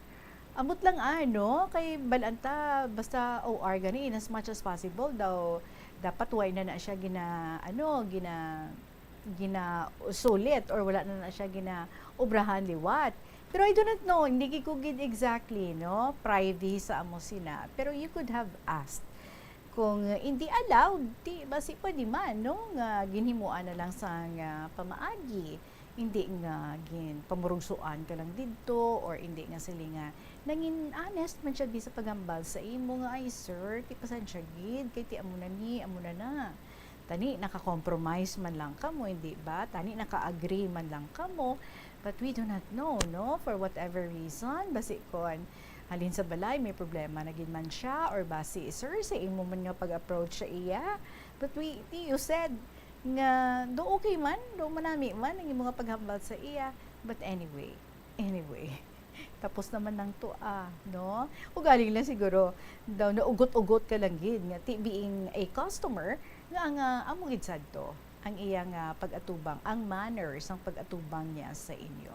And yes, of course, as customers, you deserve nga dapat irespeto man kag manami man ang pag-accommodate sa inyo bilang mga customers kamo. Kung hindi kita makakasa yung mga isip, pwede gid nga balikan mo to ang ilang manager and talk to the manager para nga at least may feedbacking ba da, so that imbes nga magdamo ilang mga customers dati basi magamay na lang kay tiyang ilang cashier per migila nagamurugot or may ada siya nga temper or may mga times nga ti kung maugot siya ti amo na iya ang iya nga pag-atubang sa mga customers, which is not good. Anyway, sige na lang sir ha, kung hindi ka naman luyag magbalik pa dito or mag-bother pa no, ti pabalik bain na lang na palampasan na lang, charge it to experience. Anyway, tapos na ato, but of course kung nagapadayon ang amusina nga manner sang ilang cashier, ti mabuhinan gid no ang ilang mga customers, damo gid ang hindi nga magbalik dira sa ila. Anyway, tatusubang sa probinsya sang Iloilo, salamat gid do nagbatsyag ka gid no, nagkudog-kudog ka gid. But I just hope nga tinaumpawan ka na. Anyway, damo ka pa man options, iban nga mga stores, damo pa man dira stores no, so kung hindi mo feel ang mga nag-atubang dira sa imo, may options ka gid, may choices ka gid to go to another store. Salamat gid for sharing with us your experience. Toto Subang sang probinsya sang Iloilo, alas 2:29 ang aton nga oras sa pagpanumbalik naton. Uy, may araman nga i-share din naman sa aton si Lolo Dencio. When we return sa gihapon, this is Tita Regine. Magabalik ang KLP pagkatapos lang sa pila ka may importante mga pahibalo. Sa kasakuon sa mga ginikanan subong, tumalagsahon na lang kamo nagaupod bisan magkaon. Apang bisan anuman kuntani nga kasakuon sang miyembro sang pamilya, hatagi gid sang oras nga kamo makaupdanay sa kalan-an ukon makalagaw kun wala sang trabaho. Kung nagaplano sa aktibidad agod nga maka-enjoy upod ang imong pamilya, tandaan nga ang focus nyo amo ang pag-spend sang inyo oras nga updanay kag wala dapat sang iban nga mga bagay nga ginapaminsar kaangay sang trabaho ukon homework. Pila ng imo edad? May savings ka na bala? Ang iban sa ato nagakabudlayan magkinot o kung mag-save sang kwarta. Apang paano bala iniumpisahan? I-separate ang wants kag needs. Pamangkuton ang kaugalingon kung bala kinahanglanon gid ang imo nga baklon. Kung ginakulang ka na sang kwarta, hindi ini dapat pagastuhon sa butang nga hindi man lang importante. Kung hindi ka gid makakinot, mas maayo nga buhinan mong imo expenses. Mag-set sang goal. Umpisahi ang pagpanumdum kung para sa diin o kung para sa ano ikaw nagakinot. Paano ba lamang kalikaw sa aksidente sa dalan? Yari mga tips nga dapat tandaan sa tion nga nagamaneho. Una, likawan ang masaming nga pagsaylo sang linya. Ang swerving o kung pagsaylo sang lane sa isa ka delikado nga maneuver nga masabi ginatunaan sang bunggo anay. Kung himuon ini, siguraduhon nga may bastante ang oras kag espasyo. Ikaduha, i-check ang blind spots. I-check ang mirrors kung clear ang alagyan. Magbalikid o kung maglantaw sa nagaagi sa iban nga anggulo, agod makasigurado nga maathag ang alagyan. Ang responsable nga driver ang masaming nga handa sa anuman nga aksidente. Kabahin na sang pagkaresponsable ang pagkuha sa nga insurance, agod masigurado nga may peace of mind sa dalan. Ini nga pahanumdom ang ginadulong sa imo sang the #1 and most trusted radio network in the country, Bombo Radio Philippines. Basta Radio Bombo! Tanan kita mayara sang mabulig agud pakibatuan ang climate change. Magamit sang bag nga pwede magamit sang liwat-liwat agud mabuhinan ang plastic bag nga ginahaboy. Bangod ini nagatugas ang greenhouse gases. Ikaduha, hindi masumi magamit sang computer. Kung 4 ka oras lamang sa isa ka adlaw ang imo nga paggamit sang computer, makabuhing ka na sang carbon dioxide emission nga 83%. Ikatatlo, kung malapit man ang imo nga kaladtuan, mas maayo nga maglakat o kung magsakay na lang sa bike. Magluwas sa makakinot ka na, mabuhinan pang polusyon nga nagatugas ang climate change. Yari mga tips nga dapat mo tandaan para mangin safe kag healthy ang pagkaon sa imong pamilya. Maglikaw sa tuman ka matambok, maasin, kag matamis nga mga pagkaon.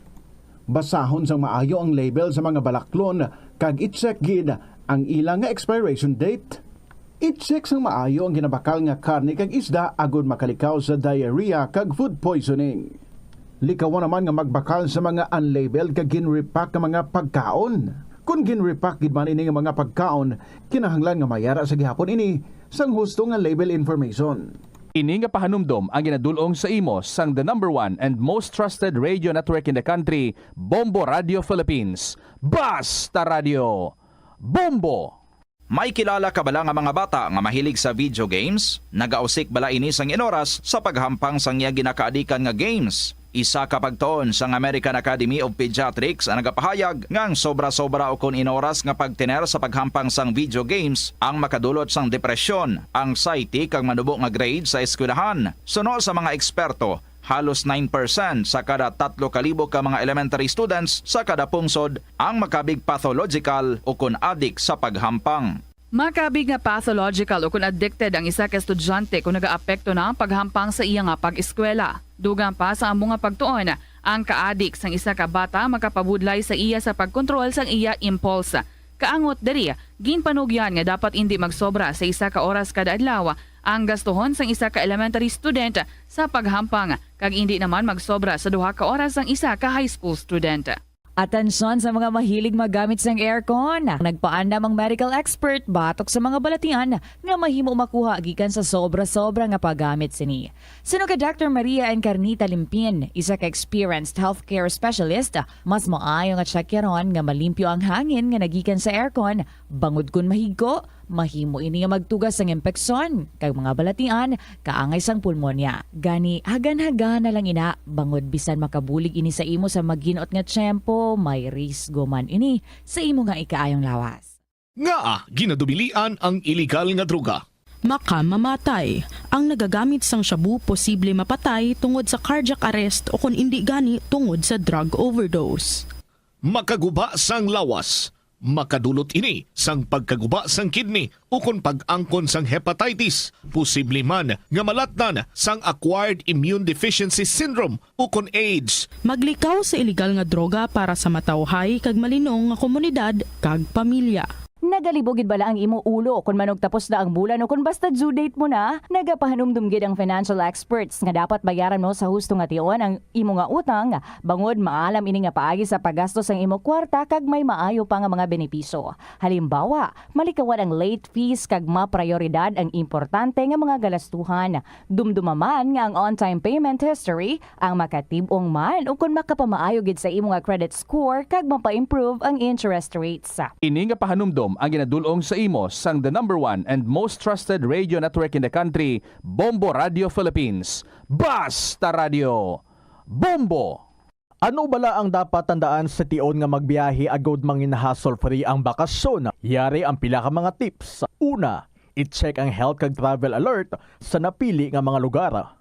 Ikadua, magpili isang safe nga accommodation. Mag-research ka magbasa sa mga reviews sa napili nga lugar antes mag-book. Ikatatlo, siguraduho na nga may nagagana nga mobile phone. Ang tanan nga mga upod agod mangin mahapos ang komunikasyon sa tion nga madula o kung kinahanglan nga magbulagay sa dalan. Be prepared in case of emergencies. Siguraduho na nga may backup nga emergency plan nga may medical reimbursement sa tion nga may maospital bangod sa aksidente. Ini nga pahanumdom ang ginadulong sa imo sang the number 1 and most trusted. Yan salat ni Lolo Dencio Sangharo, Dear Inday Regine.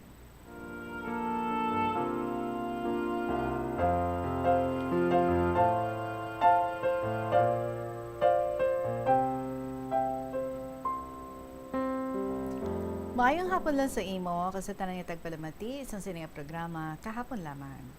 Gusto ko hadurawon ang ako nga kahapon. Halos 28 katuig, gusto ko ibalik ang masadya nga nagliligan. Katulad sang pagtuon namon sa Los Baños, Laguna. Pagsaka ko sa bukid sang Mount Baco sa Mindoro. Sa paglagaw ko sa Subic Bay. Ang pagmamasyar sa Tagaytay. Ang hindi ko malipatan ang pagbakasyon sa Kanigin nga isahanon. Kag pagsaka sa Bulkan Pinatubo nga ginabudlayan gid kami. Daw gusto ko ibalik sa 28 katuig sa pagkasiman ko. Madamo trahedya nga ako naagyan. Nga hasta subong, do ginapananaw ko pa. Atong pag-rescue sang isa ka pasahero nga nasunog ang ilang motor nga lancha sa boundary sang Tablas kag Romblon. Jutay lang mautod ang akon nga tuhod sang masiod sang lubid. Casual pa ako. Bale, 4 pa lang ako kabulan. Na-rescue namon sila tanan. Pag-abot sa Iloilo, ang tanan nga casual, gin-regular. Lakip na ako. Wow, what a blessing in disguise. So amo ato ang kalipay nga hindi ko malipatan. Ari pagid, hindi Regine? Malain ang panahon, mabaskog ang hangin, kag dalago ang balod. Halin kami sa Cagayan de Oro, ang rota diretso sa Iloilo. Naglikaw kami, sa Cebu kami nag-agi. Sa Zabantayan Island na kami, dalagko ang balod gihapon. Aga, alas 5 sang aga, may naagyan ng amon nga barko. Isa ka tawo gapamaypay. Ginhabuyan namon sang life jacket.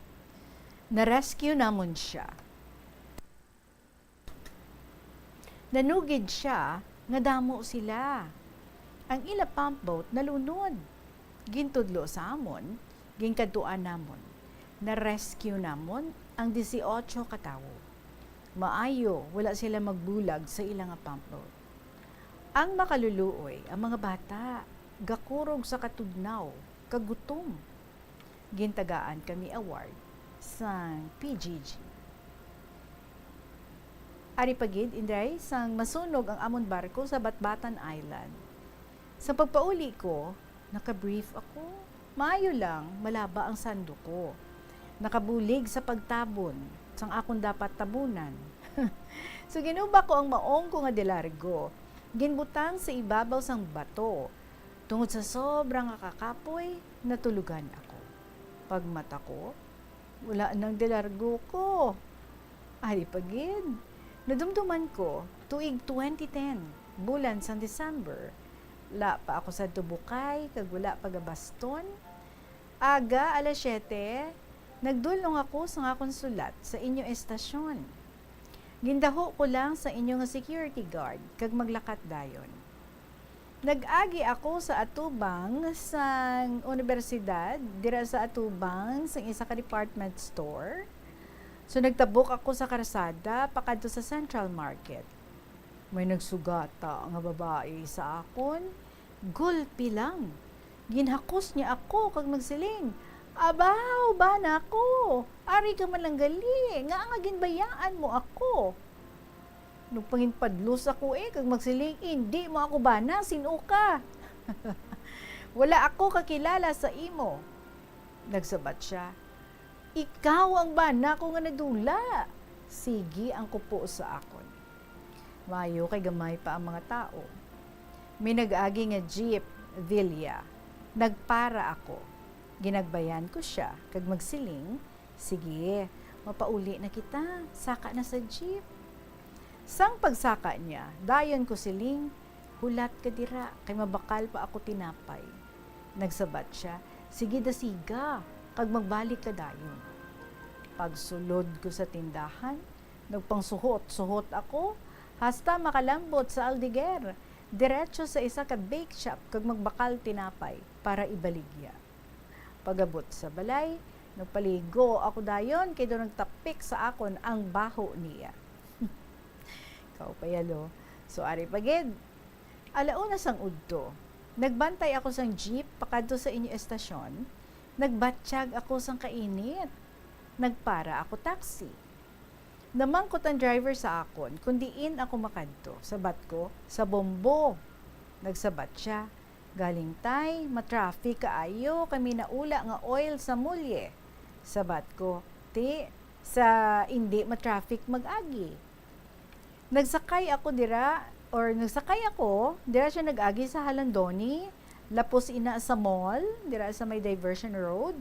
So paglabot sa Taytay, nagliko siya, lapos sa sports complex, lapos sa Bulilaw. Natingala ako nga puro katigbawan ang ginaagyan namon. Do subdivision, pero wala pa balay. Kapila siya maglibot. Tinamangkot ako, nga to kaina, pakita diri sa tiyog-tiyog. Sabat niya, "Balan mo tay, amo ining alagyan nga hindi ma-traffic." Gintanaw ko ang iya metro. Ay galambot na yan sa 150. Tinamangkot ako, hindi bala, halin sa plaza, hasta sa Bombo, 80 lang. Sila niya balan mo tay, naglikaw kita sa traffic. Sang ulihin, natulupang dan ko, kapasaka na kami sa Drilon Bridge, lapos sa Halandoni. Pagkalambot sa inyo estasyon, ang metro, 220 pesos. Ginbuksan ko anay ang puwerta sang iya taxi, kagtagaan sang syen. Naghambal siya, tay kulang ini.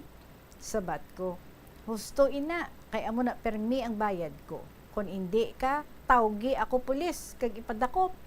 Dalalampos sang iya nga puwerta.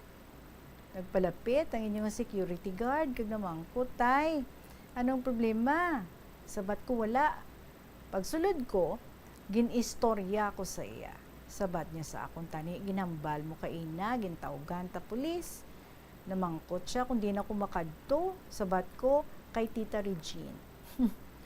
Ikaw gali ang winner. Sige, saka na to. Kay ginahulat ka na niya. So, Tita Regine, salamat na lang sa pagbasa mo sa akon nga kahapon. Isa na lang. Webes, alas 7 sang aga, nagpaninda kami. Upod ko ang akong tupad balay. Samtang gapili kami sang isda, gamuno siya. Grabe, aga pa gani, dumasunog ka na sang init. Sabat ko, maayo kay mo, kay sunog lang mabatyagan mo, ang iban, naupos na. Dayon niya, sabat, diin. So, gintudlo ko, ang duha ka negro, nga nagabakal sang manok. Ato, hambal ko, tanawa, hindi nasunog, upos na gid. Mata lang gaputi, kag ang buhok, nagadikit na sa iya ulo. Pagkita sang upod ko, hinampak ako kag magsiling. Kadamo sa imo sa nahibalaan, kag magkadlaw todo. Tinday, tama na ini. Naubos na ang luha ko kapuol sang kamot ko. Salamat gid, Lolo Dencio.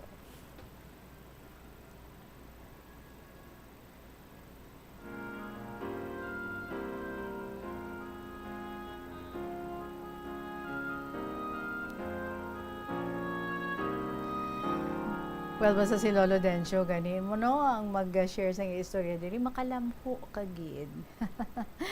Makaharak-hak kagid. Ay, naku, sino to ya ay hanlo? Ang babae nga to, nagkupo-kupo si mo. Hindi to legit, lo. Joke lang. Of course we know, single na tunay si Lolo Dencio. Basi kung nagapabuang-buang lang tulo or basi kung may lain to siya yung tuyo. Well, anyway, I agree with you, no? Mga beautiful memories, mga manami, bilang mga nagliligad, ginaghatag sa aton sa amuto nga moment, ha? Sang kanami, sang pamatyagan, kanami nga feelings. Amo na ang mga luyag naton nga balik-balikan, especially if you feel so down. I am also like that. Like kung I feel so down, tapos gusto ko no nga makahalin ako sa amo na klase sang feeling. I would choose ang mga manami nga mga experiences, mga manami nga nagalatabo sa akon nga kabuhi. And I would focus sa amo na nga mga hitabo so that no magbalik ang manami nga feeling sa akon. Hindi ako pag-i-wear down sa mga nagabutong padalong nga mga ara sa akon nga kaisipan. And kanami gid sina no that you're doing that also. Kung pwede pa lang nga ang mga beautiful nga mga experiences naton mapanumbalik naton or matabo liwat. Kanami, ikaw bilang seaman, damo ka magali sa na-rescue. Kag sang una nga pagka-rescue nyo to, no? Sang isa ka grupo, hindi pa casual pa lang ikaw, siling mo upod sa makaubdanan mo, but after, ginhimo na ka mga regular because of that heroic act nga inyo ginhimo. And gintagaan pa ka mo sang award. So, kadamo man, no?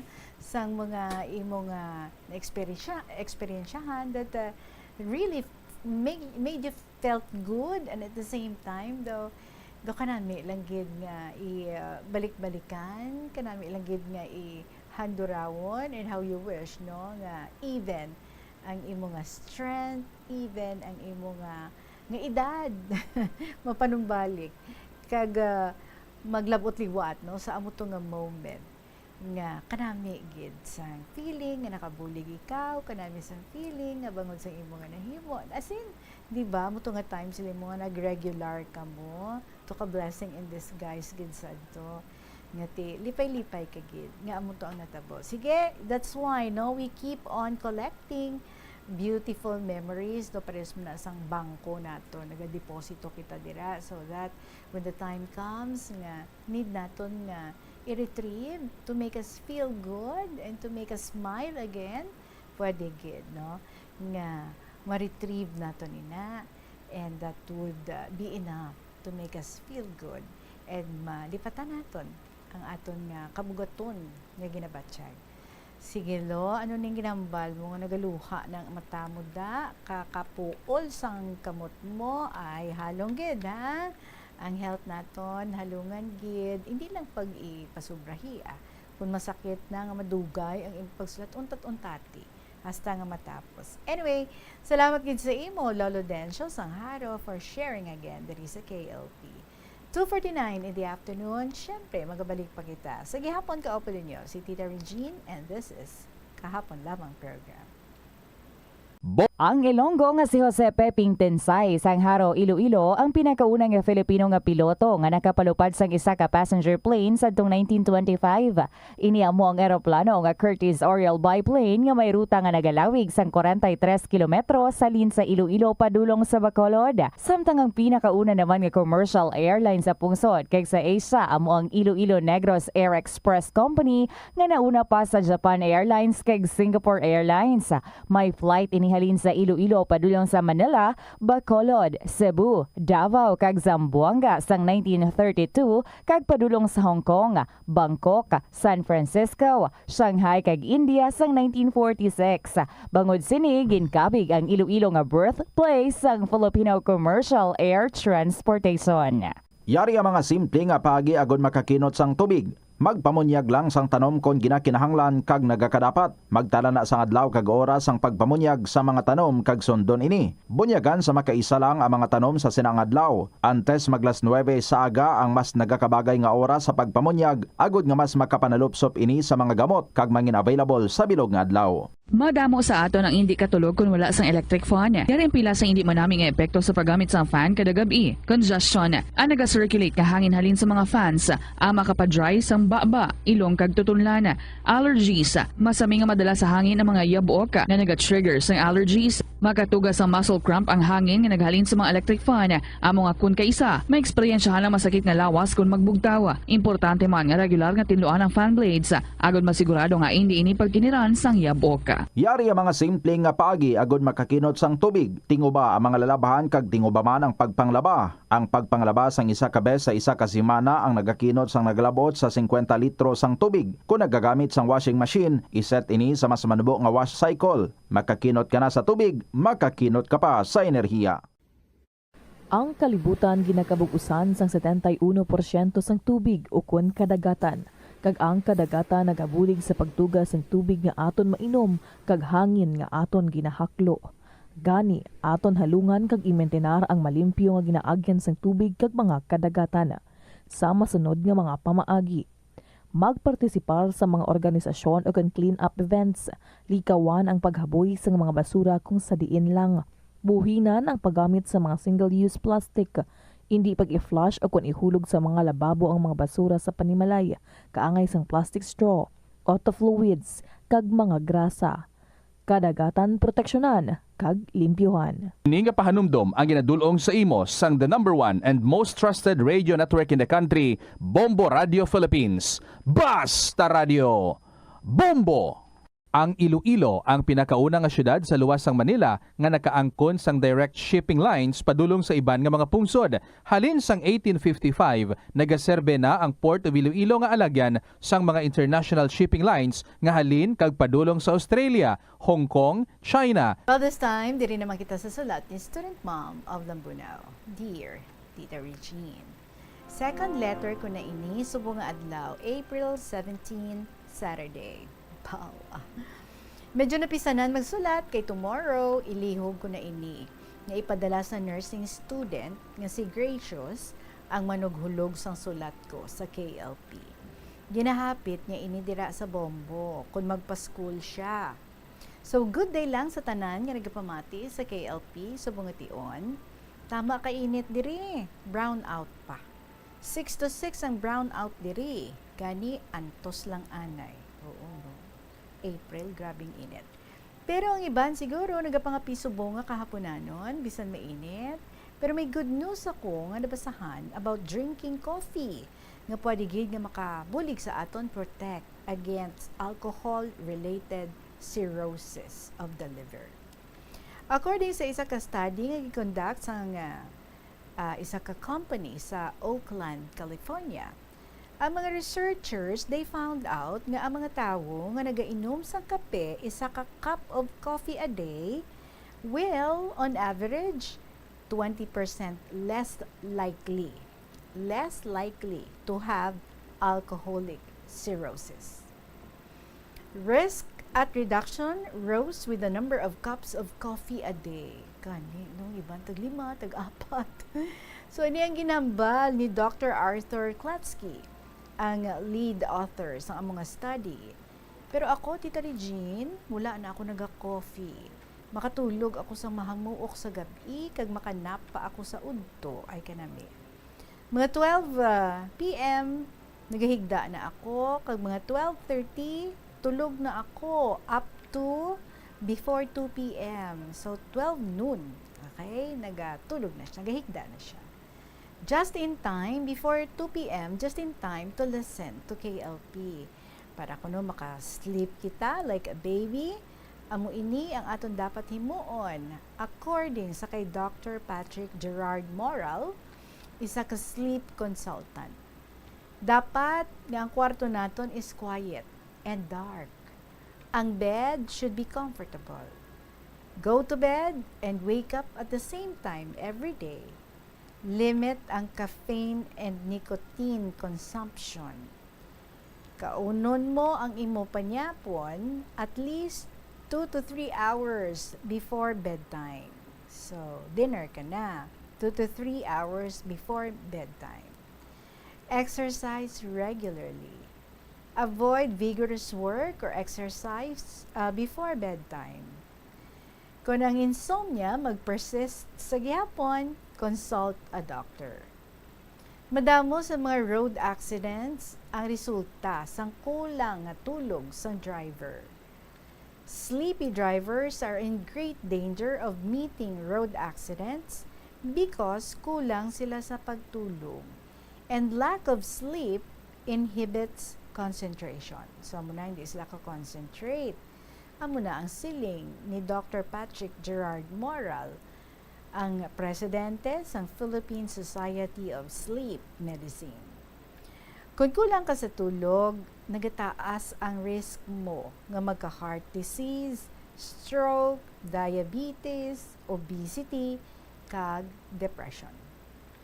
Getting a good night's sleep is one of the simplest things we can do to stay healthy. Causes ang aton hindi pagkatulog sang maayo or sleep deprivation naga-include ang aton nga pagka-busy, ang ginahimo ta nga socializing, ang pag-surf ta sa internet, ang pag-obra ta doing unfinished household chores. Ang sleep disorders naga-include sang insomnia and sleep apnea, causes sleepless nights. Isa ka study nga ginhimo sa Columbia University found nga ang pagtulog less than 5 hours doubled the risk of high blood pressure. Gusto na, no? Nagapataas BP, nagakos ang diabetes. Tita Regine, nagaluha-luha na ang mga mata ko kung dugay na akong pagsulat. Matanda na kasi, ganit malabo na ang mga mata, bisan may antipara pa. Ang mga kamot ko, nagakurug-kurug na akong magsulat. Mayo na lang, kayang utok ko, okay pa. Wala gabahar. Pero kung kaisa, malipat man, ang mga tuhod, maluya na. Kung kayo sabi mo, nagabalang-balang na ako kung maglakat. Well, this is life. Accepted ko naman. Pero tani, hatagan pa ako sang Ginoo sa malawig nga kabuhi. Prayers ko ini adlaw gabi. But I know, God has been so good, not only to me, but to the whole family clan. We are so blessed, pati mga apo. Si Boben, ang akon nga daughter, nga isa ka nurse dito sa Texas, nagbakasyon siya diri sa Lambunaw. Tumudamo nga mga pasalubong para sa amon tanan ang iya nga gindala. Magabakasyon man siya upod sa iya mga friends and barkadas, and she'll spend mga 19 days kuno diri sa Pilipinas. Then, she will be going to France sa pagbisita sang iya nga tiya, si Tita Che niya, ang akon nga younger sister. Nagaplano sila nga magkadto sa Spain. Well, maayo na ina, malagaw, samtang bata pa, kagkaya pa sang lawas. Pagtanda mo ay pares ko, stay at home na lang. My consolation is that everybody is in good health and can eat 3 times a day. Ano pang hahanapin mo? That is already a great blessing from our Lord. Tita Regine, I have to close my letter now. Kumusta na lang? Kag hello to all KLP writers and listeners. I hope all of you are in good health. So bye-bye and God bless. Sincerely, Student Mom of Lambunaw.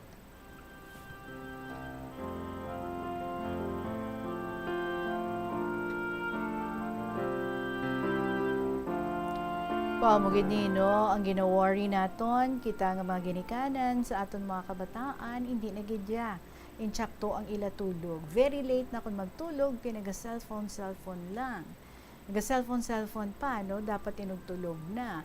And also, kita nga mga adults, we're also guilty of this. O, diba? Alsa mga kamutda. Ang gabi naman gatulog, ang iba nagkakaagahan, bangod sang gadget. Ang iban, mas namian sila yan, no? Nga mag-obra, kagabihon, or ang iban, kaagahon. Ti, kabalo naman kita, no? Nga less than 5 hours of sleep, makapasaka sang aton nga BP, kag makakos, kung kulang ang aton nga tulog, makakos ang iban pagit nga mga masakit. So, careful lang gid kita. Alright? Kung time na sang inugtulog, then tulog na. Ang iban, they sleep early and they wake up early. Kagkanami sa ilang pamatyagan. No, ang mga oldies naton, especially early pa na agatulog, early man sila gabugtaw, but they feel good. And then, any time of the day, pwede sila yakanap. Ang iba niya, nanamian, no? After makapamahaw, mga alas 10, start na sila yatulog. So, kanami lang gid. Aba nila ko, no, sleep is a luxury na subong. So, let's take that luxury. Let us sleep. Kung kaya, kag may time. We need to sleep. We need to rest our body. We need to rest our mind. Student Mom of Lambunaw, thank you so much, Gid. I'd be expecting more stories from you. And also, sa inyo man, mga kabombo, pwede, Gid, no, anytime, ipadala nyo lang inyong mga istorya diri. You can email ang inyong mga stories sa bombo_iloilo@bomboradio.info or pwede man pisanan kag sulaton sa gihapon kag ipadala lang.